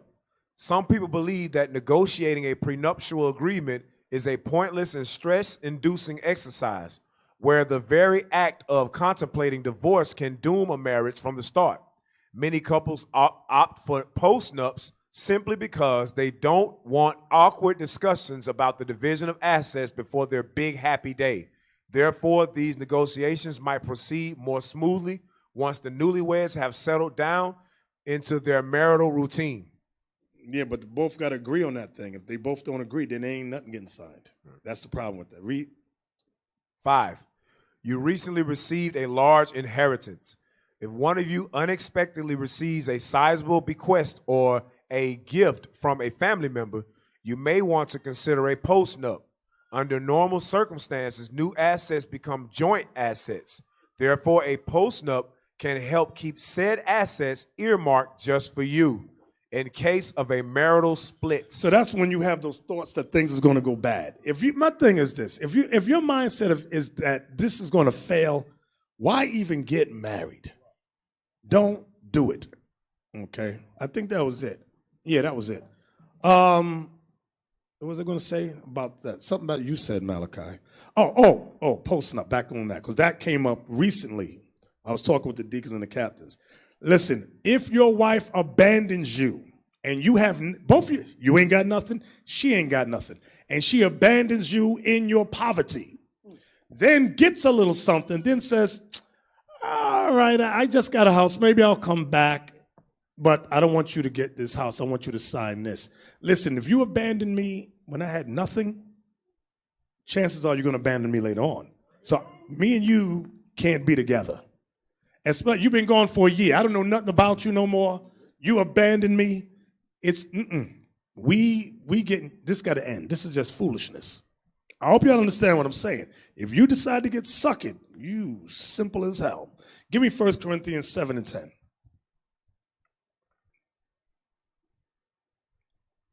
If you leave me when I ain't got nothing, chances are you're going to leave me again. 1 Corinthians 7 and 10. 1 Corinthians chapter 7, verse 10. And unto the married I command, yet not I, but the Lord. Let not the wife depart from her husband. Let not the wife depart from her husband. That's what I was talking about. Be mindful. Y'all get with these women and they abandon you. They leave you when you ain't got nothing. Watch the women. Don't get back with them. I don't care. Lead them where they at. Look at Judges 19. We're just going to get to the point. We're going to read verse 1 and 2, then jump. This is about the women that like to leave their husband. Okay. Judges chapter 19 and verse 1. And it came to pass in those days when there was no king in Israel, that there was a certain Levite sojourning on the side of Mount Ephraim, who took to him a concubine out of Bethlehem, Judah. And his concubine played the whore against him. She played the whore against him. Go ahead. And went away from him unto her father's house to Bethlehem, Judah, and was there 4 whole months. So she left him. For how long? For 4 whole months. Go ahead. Verse 3. And her husband arose and went after her to speak friendly unto her. So he simped. He became a simp. That's what he did. Yeah, he simped. Right? He wasn't talking nice stuff. Oh, come on back, baby. Baby, please. Baby, please. Go ahead. And to bring her again, having his servant with him, and a couple of asses. And she brought him into her father's house. And when the father of the damsel saw him, he rejoiced to meet him. I always wanted to meet you. Jump over to verse 22. Y'all can read the whole thing in your own later on. Jump over to 22. Verse 22. Now, as they were making their hearts merry, behold, the men of the city, certain sons of Belial, beset the house round about, and beat at the door, and spake to the master of the house, the old man, saying, Bring forth the man that came into thine house, that we may know him. And the man, the master of the house, went out unto them. So there's a group of sodomites. They wanted to rape him. Go ahead. And said unto them, Nay, my brethren, nay, I pray you, do not so wickedly. Seeing that this man is come into mine house, do not this folly. Behold, here is my daughter, a maiden, and his concubine. Them I will bring out now, and humble ye them, and do with them what seemeth good unto you. But unto this man do not so vile a thing. But the men would not hearken to him. So the man took his concubine and brought her forth unto them. And they knew her and abused her all the night until the morning. So all these dudes sexually abused this woman all night long. What verse you at? Verse 25. Go ahead. And when the day began to spring, they let her go. Then came the woman in the dawning of the day and fell down at the door of the man's house where her Lord was, till it was light. And her Lord rose up in the morning and opened the doors of the house and went out to go his way. And behold, the woman, his concubine, was fallen down at the door of the house, and her hands were upon the threshold. You gotta imagine this thing. She dropped dead at the door with her hands on the threshold. Died just like that. Go ahead. Verse 28. And he said unto her, Up, and let us be going. But none answered. Because she was dead. Go ahead. But none answered. Then the man took her up upon an ass, and the man rose up and gat him unto his place. And when he was come into his house, he took a knife and laid hold on his concubine and divided her together with her bones into 12 pieces and sent her into all the coasts of Israel. And it was so that all that saw it said, there was no such deed done nor seen from the day that the children of Israel came up out of the land of Egypt unto this day. Consider of it, take advice, and speak your minds. You see that part? Consider it, take advice, and speak your minds. This woman abandoned her husband, left him for how long? 4 months. Now, how can you really reconcile? You don't know what she's doing, but God brought this judgment. All that whole thing, that whole situation that happened, you got to see the hand of the Lord was behind it. And he brought forth a terrible judgment on her. Everybody's like, wow, that's some stuff right there. Go back to 1 Corinthians 7. Yes, sir. And read verse 10 again. We're going to read 10 down. Yes, sir. 1 Corinthians chapter 7 and verse 10. And unto the married I command, yet not I, but the Lord. Let not the wife depart from her husband, but, and if she depart, let her remain unmarried, or be reconciled to her husband. And let not the husband put away his wife. Now let's look at that verse. But and if she depart. But and if she depart. Now, it doesn't say why the first one of the judges left, but it says he went to speak. What does it say? Friendly. Friendly to her. That tells me that he spoke rough to her and she left. In your marriages, you're going to argue. And I'm going to tell you this. If your wife leaves over an argument, she's not marriage material. You made a mistake with that one right there. Okay? We argue, so I'm leaving. It says, so this part here in verse 11, but and if she depart. Now, you got to ask her, why? What would make, now watch this. Jump over to the trouble, verse 28. Well, I'm going to show you something. Because you might think she left for argument there, but look at verse 28. Verse 28, but, and if thou marry, thou hast not sinned, and if a virgin marry, she have not sinned. Nevertheless, such shall have trouble in the flesh, but I spare you. Now that trouble in the flesh deals with arguing, whether it's about money or sex, whatever. There's arguments, going into arguments.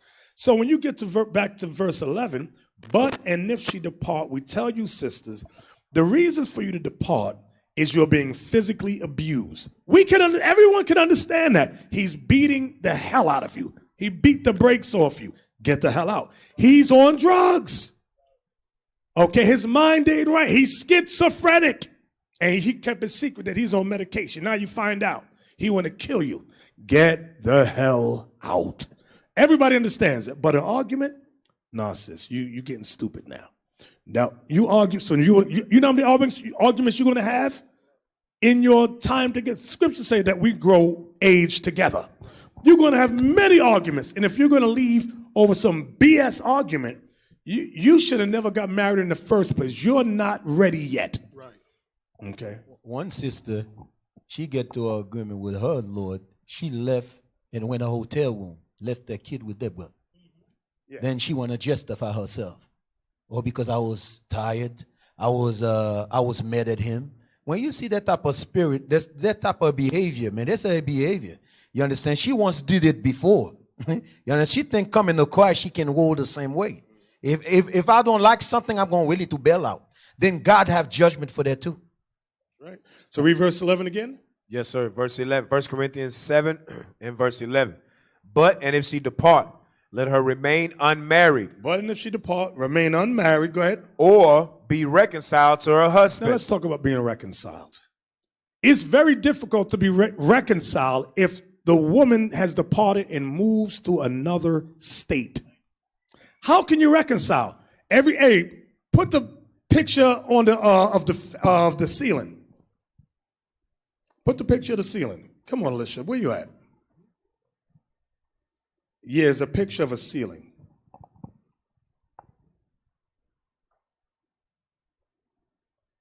I sent it to Joseph. He did not send it. Oh, my God. The spirit of Abiel is back. Where's Joseph's?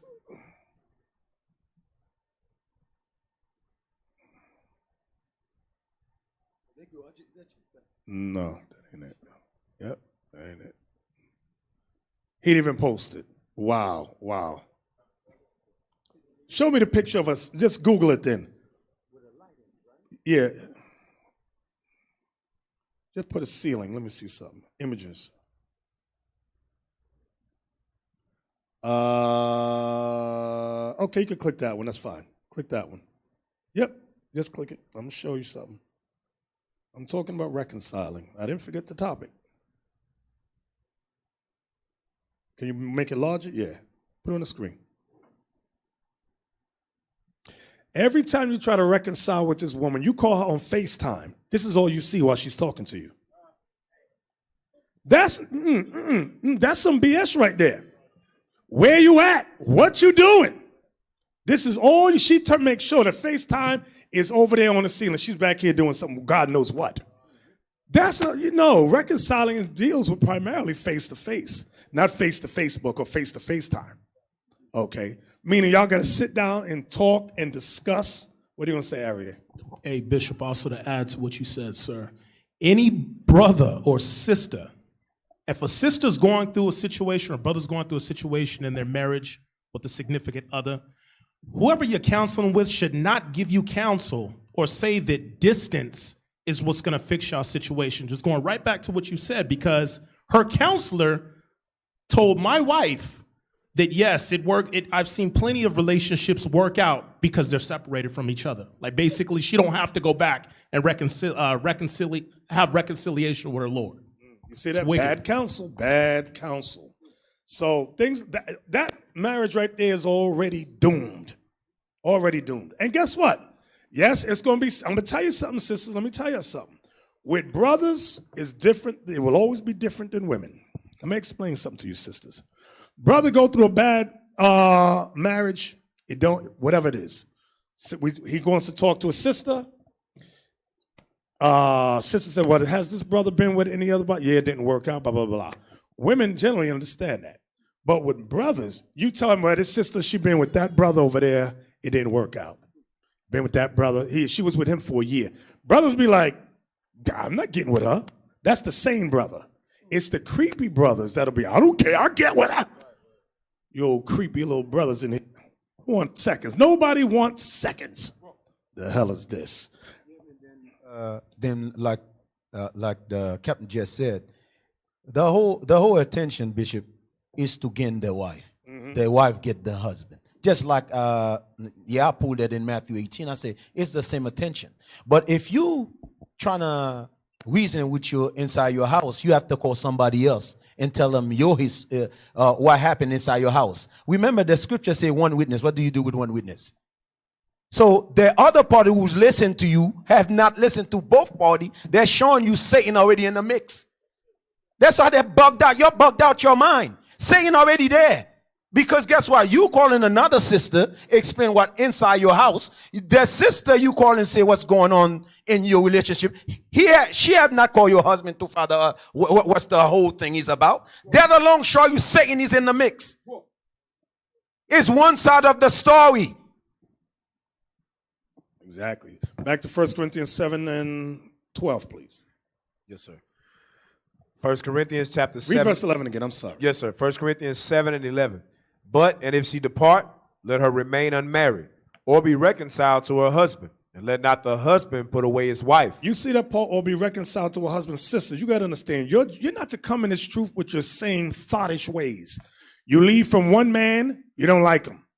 You jump to another man, you don't like. Now you jump to it. That's not going to happen in Israel. You should leave for 3 years. Let your parachute regather itself. Take a deep breath. Come back 3 years from now. Because you're not right. You're not marriage material, and we don't want no other brother to get messed up with you. Where we at? Verse 12? Yes, sir. Verse 12. Go ahead. Verse 12. I forgot. Let not the husband put away his wife. Brothers, you're not to come in this truth and then look for reasons to get rid of your wife. That's another thing. That also has occurred once or twice. That's against God. Read. Verse 12. But to the rest speak I, not the Lord. That means there's no Old Testament law he's basing this on. Read again. But to the rest speak I, not the Lord. If any brother hath a wife that believeth not, and she be pleased to dwell with him, let him not put her away. Now, that part right there, I want y'all to see that part. But to the rest speak I, not the Lord. If any brother hath a wife that believeth not, and she be pleased to dwell with him. I want you to underline that part.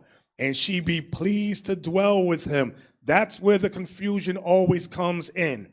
Because you have some black Hebrew Israelites that say, your wife don't believe she could worship the devil or Buddha, and it's okay with God.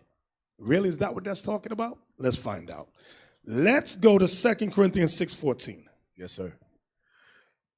2 Corinthians chapter 6, verse 14. Mm-hmm.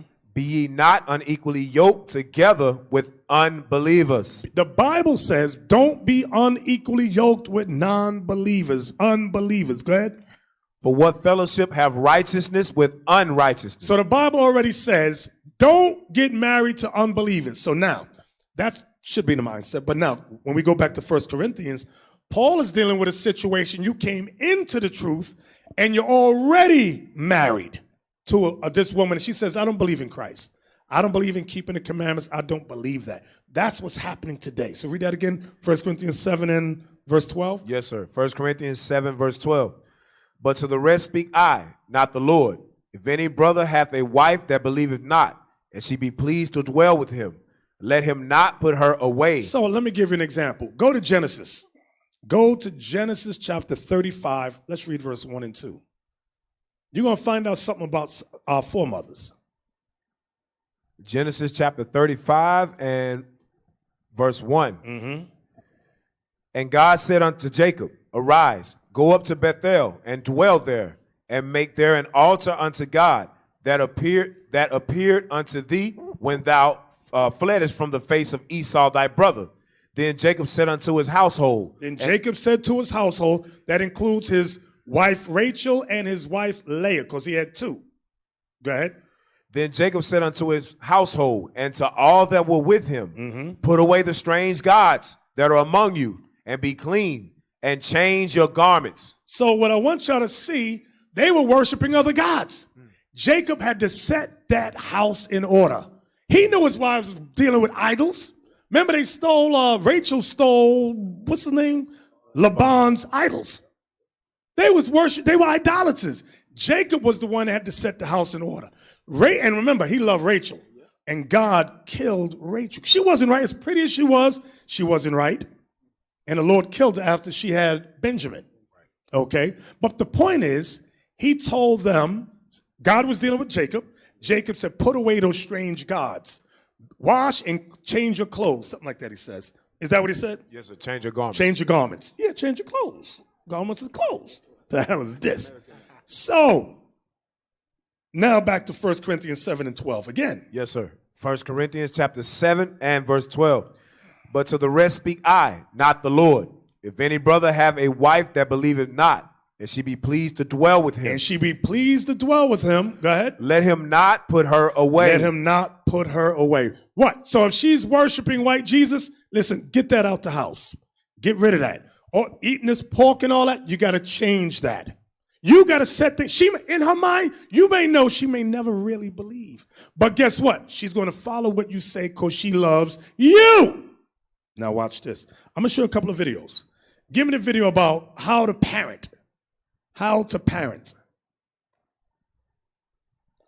Wait, before you get that. Wait a minute. Do I want to read down real quick?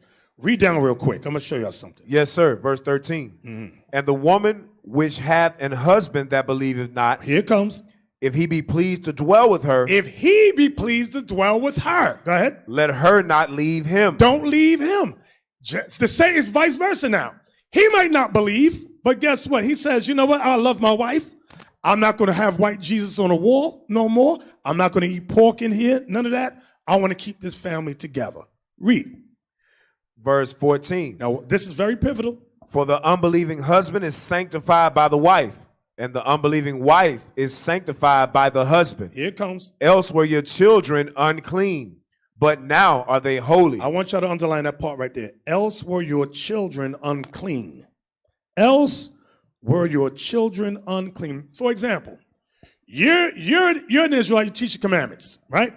Your wife or your husband, I'll say your spouse. Your spouse is in Christianity worshiping white Jesus.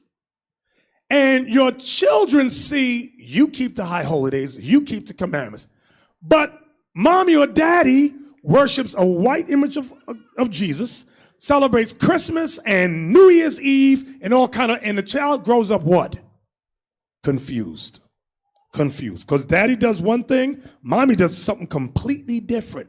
That's what it means. Because if you don't set the house in order, that's what it means. Else were your children unclean, but now are they holy. Why are they holy? Because daddy set the house in order, and although mommy or daddy might not believe, they're following the guidelines to keep the family together according to the scriptures. Everybody understand that? So, Bishop, I have a question then. Yes. Okay, if that's the case, you know how sister who said, oh, because of the kids, that's why I stay with them.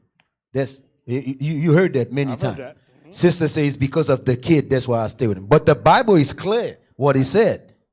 Right. But that means that she don't believe. She don't believe the word of God. Right. I heard that thing before. Sister said, the kids is young, that's the reason. Because down deep inside is not the reason. The reason is you, in your mind, you say, I just got a house. You know what I mean? It's all about covetous. But the Bible is clear about what he said. Right. Because the kid's going to be confused. Now the kids you were spending all their money on, now she grow up and go to college, she still follow the white Jesus. Right. Then you talking about those for the kids. Sister, you see, you stupid as hell. Yep. When the marriage gets so toxic, because in the household, you're trying to keep the commandments and your spouse is saying, no, I don't agree with that. And your spouse is adamant. I'm going to eat my pork. I'm going to cook it on, remember we had a brother, the wife cooked beef on one side of the stove, pork on the other, and a Christmas tree in a corner over there. The marriage got so toxic. Watch verse 15. Verse 15.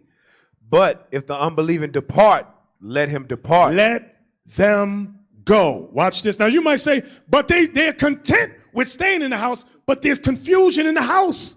Y'all are arguing because of keeping God's laws or not. That's not pleased to dwell, because you're fighting now. Read. But if the unbelieving depart, let him depart. A brother or a sister is not under bondage in such cases, but God have called us to peace. The brother or sister is not under the bondage of marriage in such cases. Notice this, but God hath called us to peace. Is there peace in the house if the two of you are constantly arguing about keeping the commandments or not? That's not peace. Peace is, although I don't believe, I love you. Like we read in Genesis 35.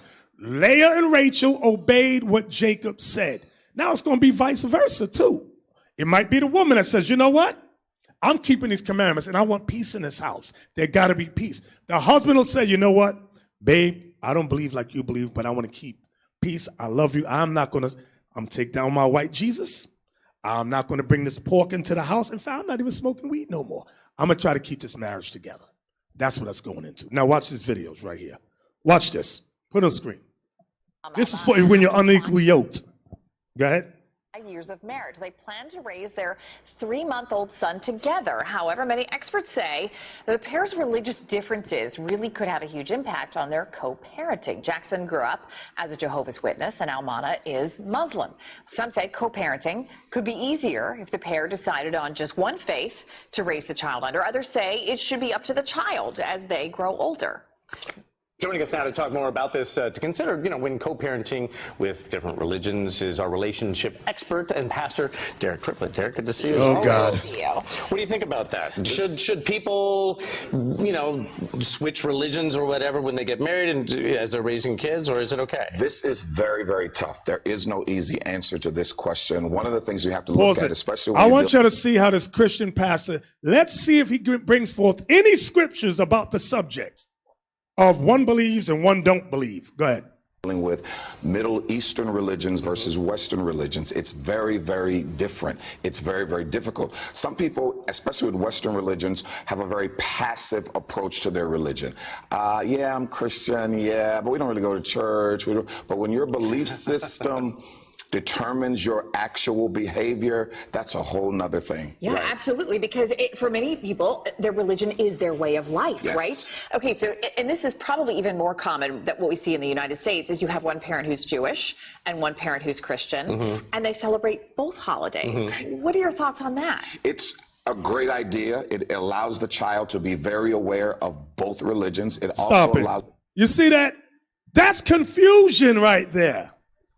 These Christian pastors are dumb as a rock. Go on, play. The child that when he or she is older, they can make a choice. Wait, stop. You know what we got to start doing? Ask what scripture is that, Pastor?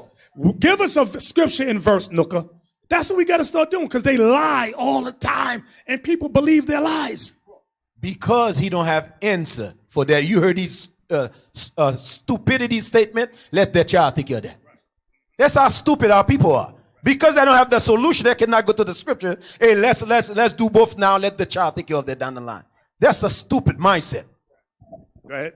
Forming both ways, and that's the critical thing. When you're dealing with Muslim versus Christian or Muslim versus Jewish, that's a total different thing. You're dealing with behaviors, you're dealing with views on women, you're dealing with dress, you're dealing what is conservative and what is not as it relates to women. It's going to be a very, very difficult thing for them. But for Western religions, it's important to just inform, Stop. and then the child makes. He's letting you know Western religion, Christianity, he's talking about, is garbage. You don't have to keep nothing if you are a Christian. You could be a slut from hell, and it's okay with Jesus. That's what he's saying. He says, but the Eastern religions, and in case y'all didn't know, brothers and sisters, the Bible is Eastern. The Bible is not Western, okay? The Bible dictates how to dress, how men should dress, how women should. Christians don't apply nothing the Bible says. That's why it's a filthy, bloody religion. And that's why a lot of women draw to it.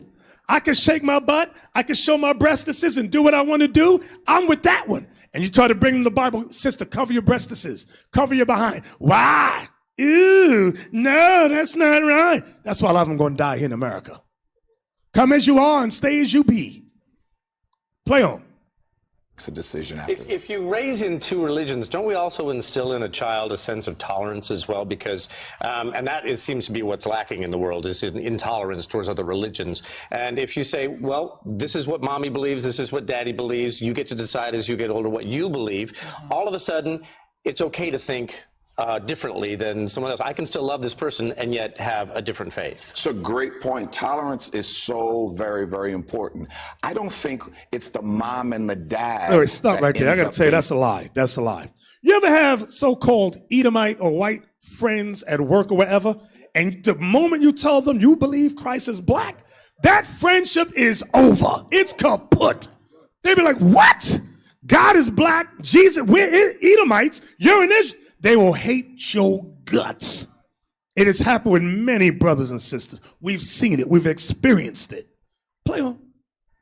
The issue in many cases, it's the extended family. Yep. What does the extended family? This is our beliefs. Why aren't you bringing up my grandson this way? Why aren't you bringing up my granddaughter this way? It is the extended family, which means there's going to have to be some conversations. Right there.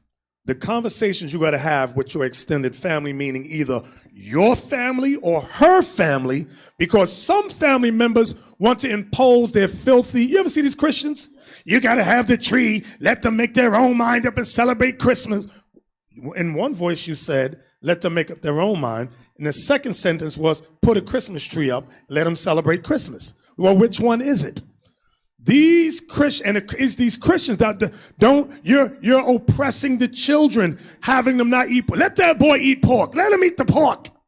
Simple and wicked as hell. And this is why many times you try to keep the family at a very safe distance so that you can sit down and explain to them, these are our customs, these are what we believe. It's either you respect us or not. Let the family make the decision. Once they say they're not respecting you in that what you say in the Bible, listen, we're just going to say shalom on the phone. But no, you're not coming over here, and I'm not going over there if you can't respect us. Yeah, a brother called me earlier this week. He have a daughter that go to college, but the daughter was with him. She keeping their commandments. Now she go hanging with their grandmother while she go to college. Now they see a picture of her wearing pants. Their father said, you know the routine here. She said, like she confused. You understand that? To showing you what we trying to show you, what you just said, these people keep them away from you. You understand? Now she don't have no answer why she wearing pants. Like she confused, like the pants just pants. Just that's confusion. The Lord hate confusion. That's why you guys don't understand.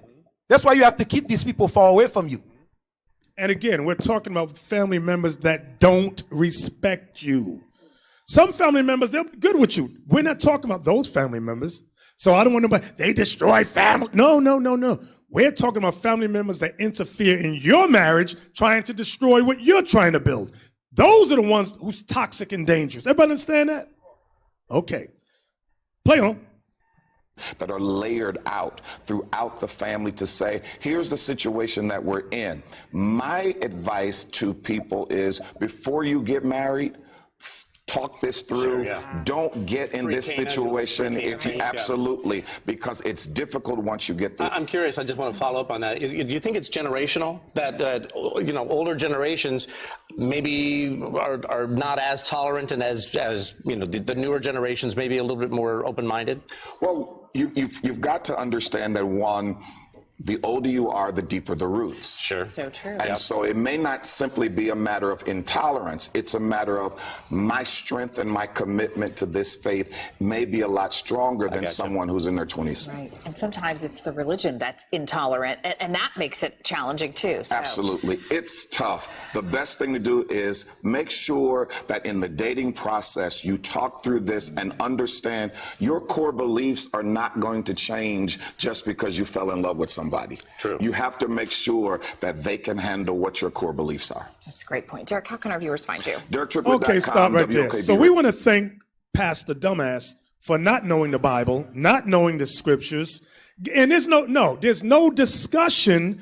You don't believe in the Bible. There's no reason for us to sit down and try to make a marriage together, because 2 Corinthians 6:14, once again, God has laid it out for you right here. 2 Corinthians chapter 6 and verse 14. Be ye not unequally yoked together with unbelievers. So what's the discussion about? God says don't do it. Man is telling you sit down and discuss it. No! Sisters, don't sit down with a man that don't believe and want to have a marriage. Brothers, don't sit down with a pretty sister who don't believe and try to have a marriage. It's going to end badly. It has always ended badly. They showed Janet Jackson. Y'all know she got the hell out of Dodge away from the Arab guy. She Christian, he Muslim. Okay, she ran the hell away from there. She said, I can't deal with this. I can't show my titties. I can't show my behind. I can't shake it. He was like, no, you can't do that. The Bible says, don't be unequally yoked with unbelievers. Give me the next video about Canada. Next video. Canada AM. Yes.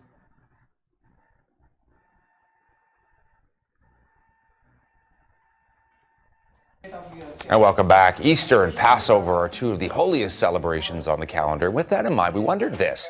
What happens in families that have more than one religion, or where one parent is more religious than the other? Our parenting panel today. Wait, pause right there. They got 3 people on the panel. I want y'all to listen to who makes sense and who does not. You're going to see some dummies up here on the podium.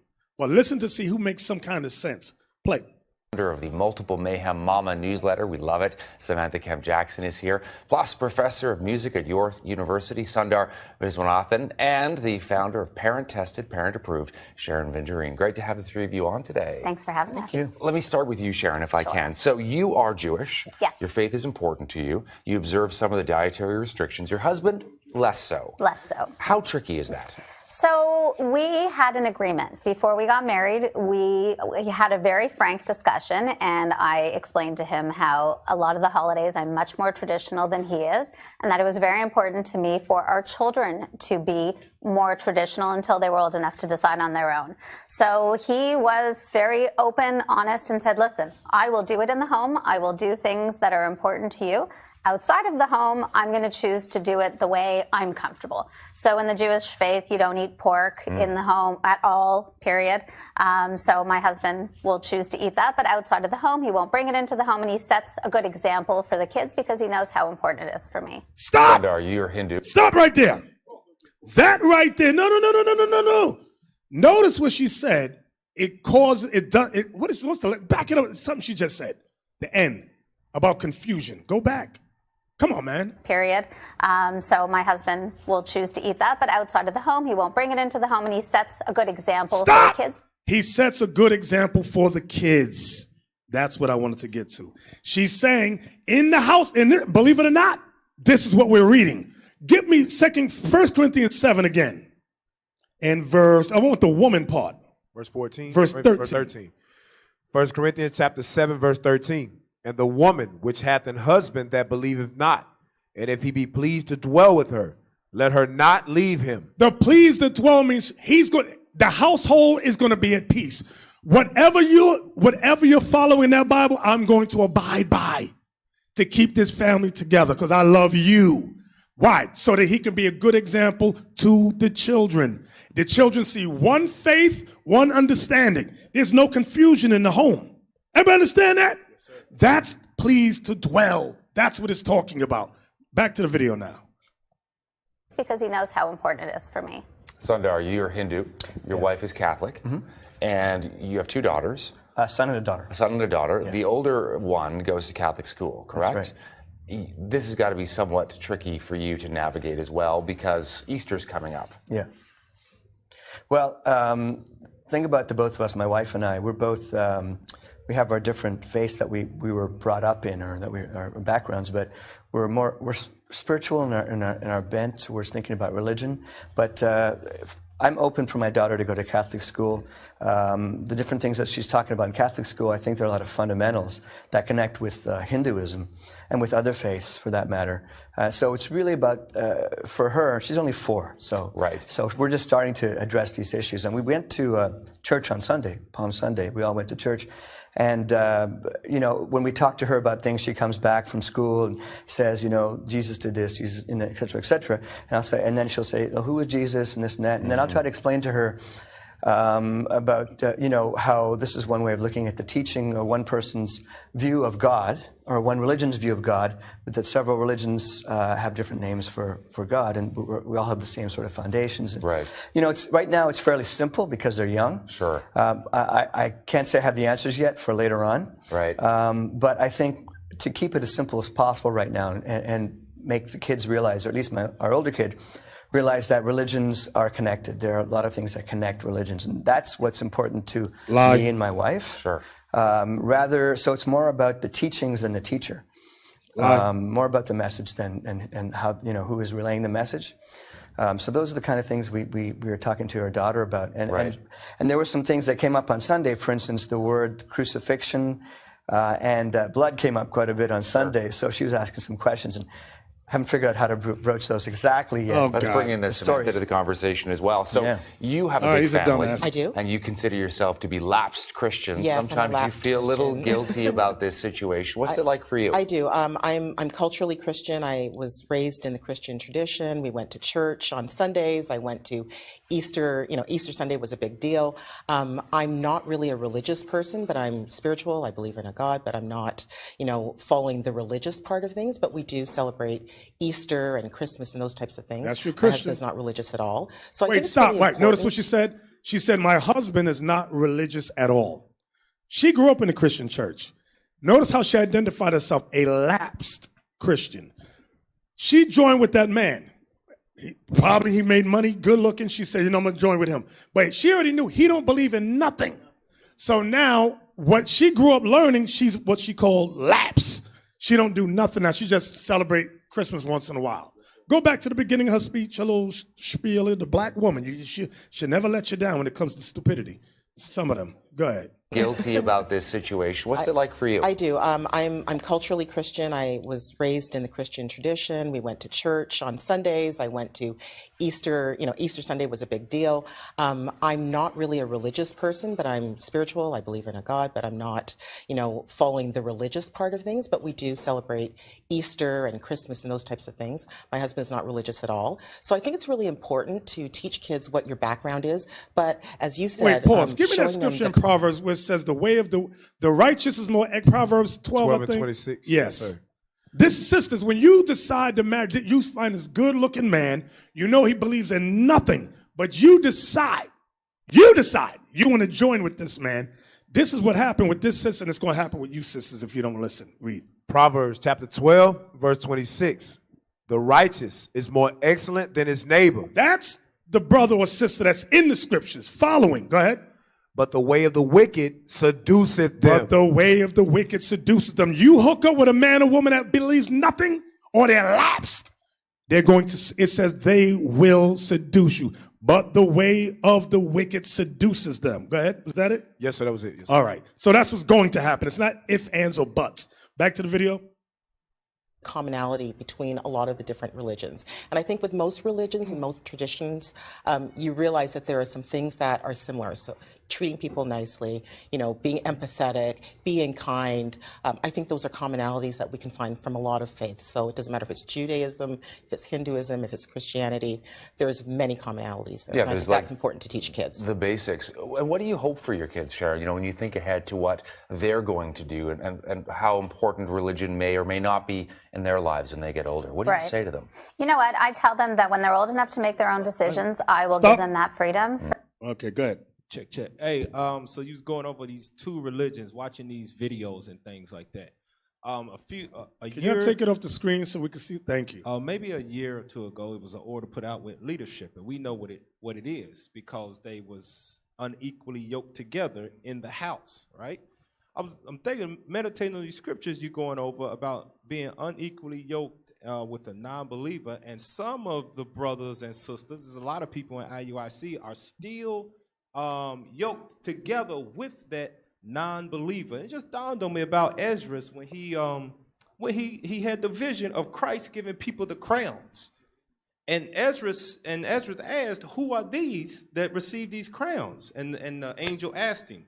And then Ezra said, he said, I commended them that stood so stiffly for the name of God, the word of God.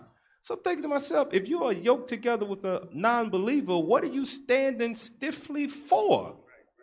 It's two different religions in the house. How are you standing up and defending Christ's name? That's something to examine yourself. If you yoke with a non-believer now, don't expect to get that crown that Ezra seen with that number that the Lord, his number had been filled. You ain't gonna be one of them because you're not standing stiffly. You're just, you're a, what was that lady said? The Christian, what'd she say? A lapsed Israelite. That's what you are. Delvin, think about it, Cap. In a house like that, a brother or sister will tell you that the reason that they're dealing with that type of environment is because for kids or because whatever there may be. At the end of the day, you have to make up your mind who you stand for, what you stand for. Because guess what? If Christ appeared today, then what you gonna say? Every day, that's what I don't understand. Every day your faith is being tried with a wicked man. Every day your faith being tried with a wicked woman. When you gonna realize something wrong with you? You are unbeliever yourself. But you are, I'm trying to keep that commitment. I got my little fringes. No, you are unbeliever yourself. Because every day your faith being tried inside that house. You keep failing, keep on failing, but you justify yourself, say, you know what, I'm of Christ. That's how snake the devil is. And the only, I don't know if loophole is the right word, but the only loophole that the scriptures give you is if that person is what? Pleased to dwell with you, meaning what? They're going to be that example in the house. Let's read that again. 1 Corinthians 7:12 down. Yes, sir. That's the only, is there another word? I don't know if loophole is the right word. Or just, that's the only justification. Read that. 1 Corinthians chapter 12 and 7 verse 12. You started at verse 12? Yeah. Verse 12. But to the rest speak I, not the Lord. If any brother have a wife that believeth not, and she be pleased to dwell with him, let him not put her away. And the woman which have a husband that believeth not, and if he be pleased to dwell with her, let her not leave him. Meaning the unbelieving spouse going to be that example in the home. You want to celebrate Hanukkah? I'm going to celebrate Hanukkah. Babe, you know I really don't believe this, but I'm going to do it because I love you. You don't eat pork? Okay, I'm not going to eat pork. I'm not even going to buy it no more. Give me another example. If it's the woman, you don't want me wearing pants, I'm going to get rid of all these pants. I'm going to put on a skirt. No biggie. Okay, I'm going to wear a bra and panties too. Because she's nasty. She didn't used to do them things. Go ahead, read. Verse 14. For the unbelieving husband is sanctified by the wife. The unbelieving wife is sanctified by the husband. Why? Why are they sanctified? Because given time, that unbeliever could start going, you know what? There's something to this. I see what you've been saying all this time. Here's the proof. Give me 1 Peter 3:1. Here's the proof, the evidence to explain. Write this down. 1 Corinthians 7:13 goes with 1 Peter 3:1. Yes, sir. Going to explain to please to dwell. Watch this. Yes, sir. First Peter chapter 3, verse 1. Likewise, ye wives, be in subjection to your own husbands, that if any obey not the word. If any of your husbands don't obey the word, they don't believe. Read. They also may without the word be. They also may, although they don't know the word, be won by the conversation of the wise. You see that part right there? Be won by the conversation of the wise. The key is be won. You win them over. That's what Paul is saying in 1 Corinthians 7. It's the same thing. Go ahead. Verse 2. While they behold your chaste conversation. While they behold your chaste conversation, meaning your conversation which is scriptural. Go ahead. Chaste conversation coupled with fear. Coupled with fear means he's watching you, observing you. Keep not just talk the commandments. You are living it, sister. You are living it. You don't talk the way you used to talk. In fact, you don't dress the way you used to dress. He says, this woman done did a whole 180 on me. She has changed. And guess what? She ain't that rabble-rouser she used to be, always giving me hell. She's quiet now. That's what, man, I got me a queen up in here. That man will say, you know what? There's something to that. Didn't we just read it in Romans that you may prove? What is that? I can't quote. Y'all know I can't quote. Yes, sir.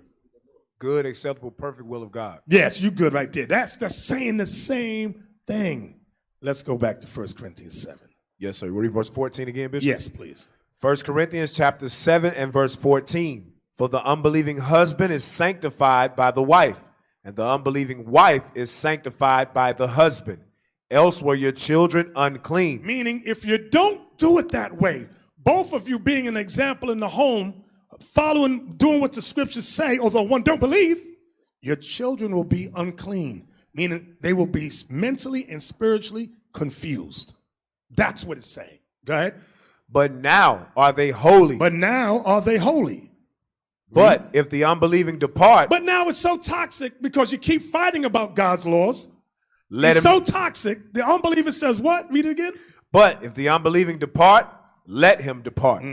A brother or a sister is not under bondage in such cases, but God have called us to peace. Now let me explain that verse right there. Y'all know what it means, but let me get a little more detailed with it. Just want to get a little more detailed with it. There have been situations where the unbelieving in the house says, I don't believe, I'm going to eat my pork, I'm going to dress how I want to dress, I'm not doing nothing the Bible says. But I'm going to stay here. I'm pleased. I'm going to stay here with you. And makes the believer's life a living hell. Brings pork into the house, brings cigarettes, weed into the house, and the house is total chaos. I want you to see something. It says, but if the unbelieving depart, let them depart. You're thinking that, okay, some cases the unbelieving just might walk out. But as we keep reading, watch. A brother or sister is not under bondage in such cases, meaning bondage of marriage. Here it comes. But God hath called us to peace. Why is it saying that? Because you will get some spouses who will not leave the house. They will sit there at their behinds right there and make your life a living hell. Do you understand that? Yes, sir. Let them, that got to end. It says, but God has called us to peace. He didn't call us into this truth to be fighting from sun up to sundown. We just fighting.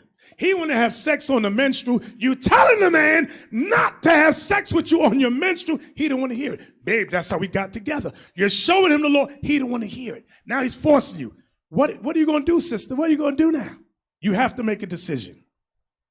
She's going to go in Jeremiah. She's going to trim her way to be loved. She go, okay, don't do it down. I do it up. Don't do it down, I do it up. Because she's planning to justify her wickedness. Exactly. Read on. Verse 16. For what knowest thou, O wife, whether thou shalt save thy husband? You know why it's saying that? Because you believing sisters, if your husband don't believe, but he's pleased to dwell with you, he's going to be that good example, and he's watching you and listening to you, he might change. That's what it means when it says, for what knowest thou, O wife, whether thou shalt save thy husband. There's a chance with him living the right example because of you, he might really amend and change his life and repent. That's what Paul is saying. Go ahead. Or how knowest thou, O man, whether thou shalt save thy wife? And now it's the vice versa. Now, because she was pleased to dwell with you, she's wearing a skirt, she covers her head when you go over scriptures with her, or you know she don't believe. But in time, she may say, you know what, babe, you really changed. You don't smoke weed no more. You don't even curse me out the way you used to curse me out. There's something to that Bible. You know what? I want to change my life too. And now she repents. That's what Paul is saying there. Read. Verse 17. But as God have distributed to every man, as the Lord have called every one, so let him walk. And so ordain I in all churches. Mm-hmm. Is any man called being circumcised? Let him not become uncircumcised. Talking about in the mind, in the spirit. You can't become uncircumcised in your rod. It's talking about in your mind. Don't give up. You came in the truth. You were keeping. You followed the Lord's circumcision. Those were the Jews at the time. Okay. Paul says to those Jews that came in circumcised, keeping every bit of the Levitical law, he says, don't become uncircumcised. Don't stop doing what you're doing because you grew up like that. Read. Let him not become uncircumcised. Is any called in uncircumcision? Those were the Gentile Israelites. Go ahead. Let him not be circumcised. Don't follow animal sacrifices. You're in Christ. Just follow it. You don't got to do what our brethren the Jews are doing with sacrifice here, sacrifice there. You're in Christ now. That's what was going on at the time. Go ahead. Verse 19. Circumcision is nothing. Circumcision is nothing. And uncircumcision is nothing. Jew and Gentile Israelite, none of that's anything but the keeping of the commandments of God. All the Lord's looking for is us keeping the commandments, whether you were a Jew raised in the law of Moses or Gentile Israelites. Okay, keep the commandments. That's the bottom line. Read. Let every man abide in the same calling wherein he was called. Right, so if you was called following the law of Moses, the Levitical law, as a Jew, keep that. Don't change. If you was brought up, you was a Gentile, you didn't know nothing, now you're learning about Christ, keep that. Read. Verse 21. Art thou called being a servant? Care not for it. But if thou mayest be made free, use it rather. Right, because some of us came in this truth. We were servants. Like it says in was it Exodus, is it 23 about a Hebrew servant? Anybody know what I'm talking about? Is it 23? 21. 21, thank you. Yes, sir. Read. Verse 22. For he that is called in the Lord, being a servant, is the Lord's free man. Likewise also he that is called being free is Christ's servant. Read. Ye are bought with a price. Be not ye the servants of men. Right. Read. Brethren. Christ gave his life for us. He paid for us. Go ahead. With his sacrifice. Read. Brethren, let every man wherein he is called, therein abide with God. Now concerning virgins, I have no commandment of the Lord. Yet I give my judgment as one that have obtained mercy of the Lord to be faithful. Virgin meaning young girl of marriageable age, has not had sex. Go ahead. I suppose, therefore, that this is good for the present distress. I say that it is good for a man so to be. Mm-hmm. Art thou bound unto a wife? Are you married when you come into this truth? Seek not to be loose. Don't look for reasons to leave your spouse. That's what Paul is saying. Go ahead. Art thou loose from a wife? Did you come in this truth single? You were loose from you already had your divorce. Now you come in this truth, you're single. Go ahead. Seek not a wife. Don't be chasing after. Don't let that be your priority. Go ahead. And if thou marry. But he says, if you do decide to marry, thou hast not sinned. You have not broken no commandment. And if a virgin marry. And if a young girl marries. She have not sinned. She's not sinned either. Nevertheless, such shall have trouble in the flesh. You're going to have fights. You're going to have problems in your marriage. It always happens. Go ahead. But I spare you. Meaning I'm just warning you. Go ahead. But this I say, brethren, the time is short. It remaineth that both they that have wives be as though they had none. Meaning put the Lord first. Do not put your wife first, you simp. That's what he's saying. Put God first in your life, not a woman. All right, read. Verse 30. What time is it? And they that weep as though they wept not, and they that rejoice as though they rejoiced not, and they that buy as though they possess not. Read. And they that use this world as not abusing it. So that part right, and they that use this world is not abusing it. I just want to segue with that. If you come into this truth and you are on Section 8, you're on welfare, that's fine. But the Bible says, use this world as not abusing it. Don't make that your life mission to be a welfare queen or king or a Section 8 brother or sister. Start to upgrade and improve and transform your life. Become an entrepreneur, okay? Get a business or get a job, whichever you prefer. Use this world, but don't abuse it. Go ahead. For the fashion of this world passeth away. Read. But I would have you without carefulness. I want you to be without worry. Go ahead. He that is unmarried careth for the things that belongeth to the Lord, how he may please the Lord. That's why through the whole chapter, Paul was saying, I wish you could be like me. Don't have a wife. Don't be married, so that you can dedicate your life 100% to the Lord. Go ahead. But he that is married careth for the things that are of the world. He said, but if you're married, you have to care for the things of the world. Go ahead. How he may please his wife. How he may please his wife. That's the stipulation in marriage. Yes, you love the Lord of heaven and earth, but you also got to divide your attention with your spouse. How to please your wife. Go ahead. Verse 34. There is difference also between a wife and a virgin. The unmarried woman careth for the things of the Lord, that she may be holy, both in body and in spirit.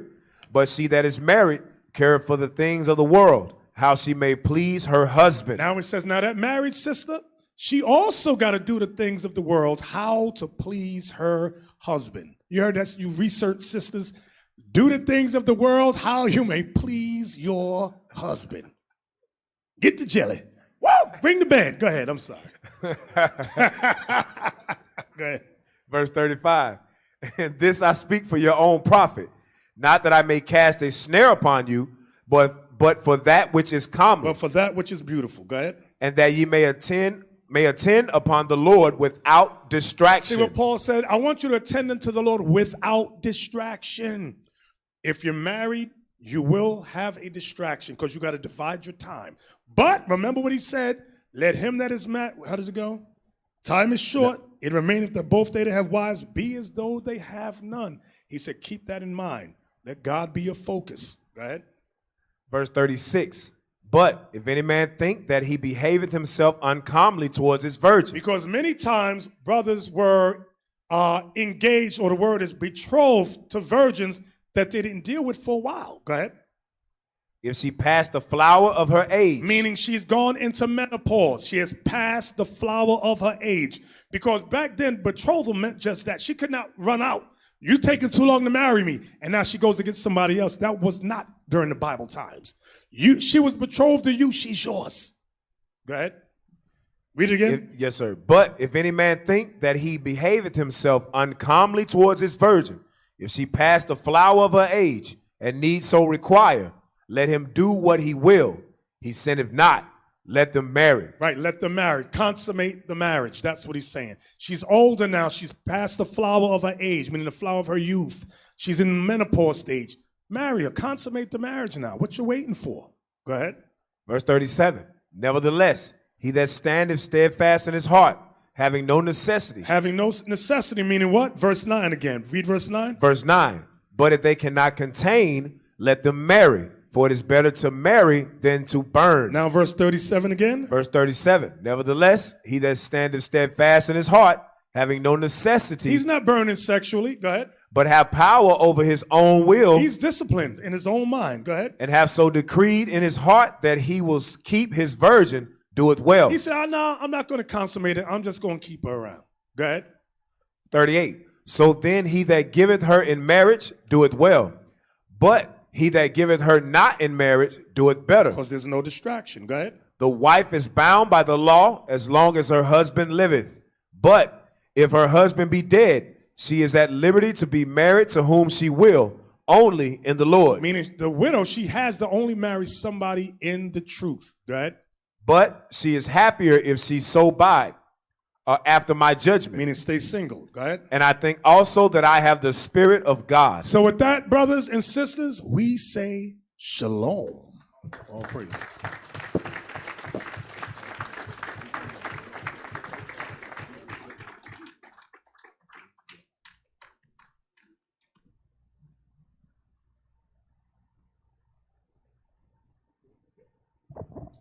All praise to Mosai. We want to thank, we got a couple of brothers come down to support. Thank you, brothers. Got Officer Galileo. Thank you, all you brothers. I see Mississippi here, Jacksonville here, Alabama is here. What else we got over there? That's it? Huh? And then I got Memphis, Captain Yedan, Captain Yedan, Captain Yedan, Captain Maritais, Captain Osi, Captain Zakar. Oh, what else we got over there? Who got over there? Oh, I always forget Tazawan. I always forget his name because he barely come out. Tazawan. And of course, Deacon Laba. Hey, that was a good class, Bishop. Give Bishop another hand. This is the Mossad.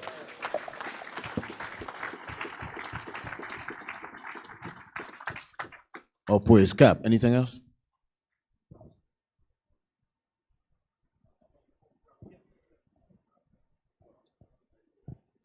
Yes, drop there. No. All right, Israel, we love you. That's it. Brothers and sisters, also continue to keep your prayers up for those that are sick amongst us in the body. Also keep your prayers up for the house of Captain Zephaniah. All right? Sister Amina. All right. Hold on, I got one announcement. You got one announcement? Go ahead. So I know a lot of us have discovered Clubhouse. If you have an iPhone, want to make sure, Israel, we never read the actual rules and regulations of Clubhouse. So it's a new app. When you actually read the guidelines, there's certain things that you can't do.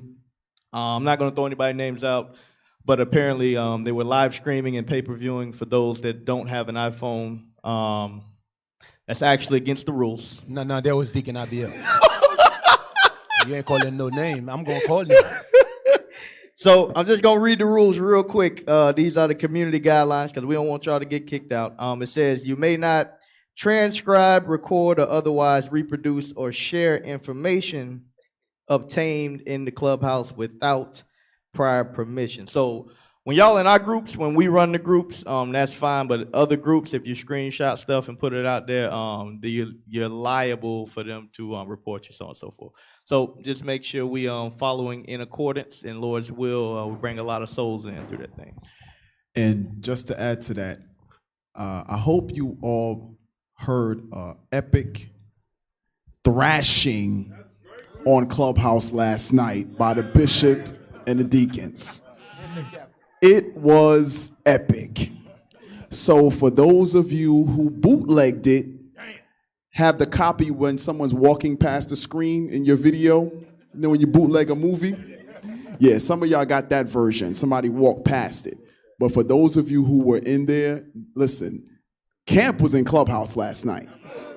That was camp. So let's give the Lord a round of applause for another avenue for this truth going out, man. Check. And we even had the sister was in there, man, doing their thing up in there. That's good stuff. Just wanted to mention this too real quick with that the Clubhouse app. Don't go in there and shame the ministry. Right. Some of you brothers that are working your way through the ranks to get to be able to teach on the street, do not substitute Clubhouse for you not being able to go on the streets now, passing the MOV, and you on there shaming everything that we trying to build and bringing our people in, and you letting these damn upgrade Christians confound you, and now we got to go back and clean up your mess. Wait, if the scriptures talk about when it comes to teaching, wait on your ministry.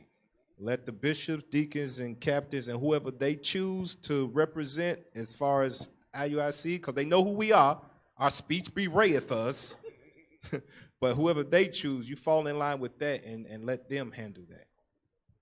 Elisha, you got anything? Oh, also, during class, don't let Clubhouse become a stumbling block to your spirit, and you secretly got Clubhouse in one damn earphone and you listen to Bishop on the other one. That's out of order.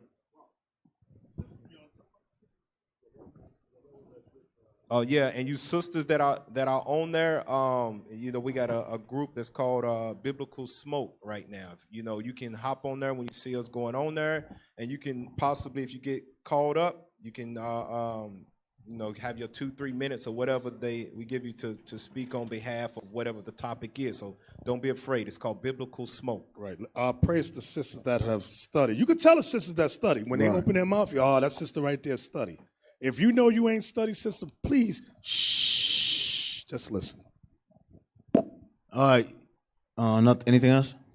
All right, Israel. With that, we love you. We say shalom. We see you tomorrow, Lord willing. Sabbath. Happy Sabbath, Israel. Happy Sabbath. Yeah, man. Don't forget, tomorrow at 12, I'll be tuning in. Tomorrow at 12, right? Tomorrow at 12.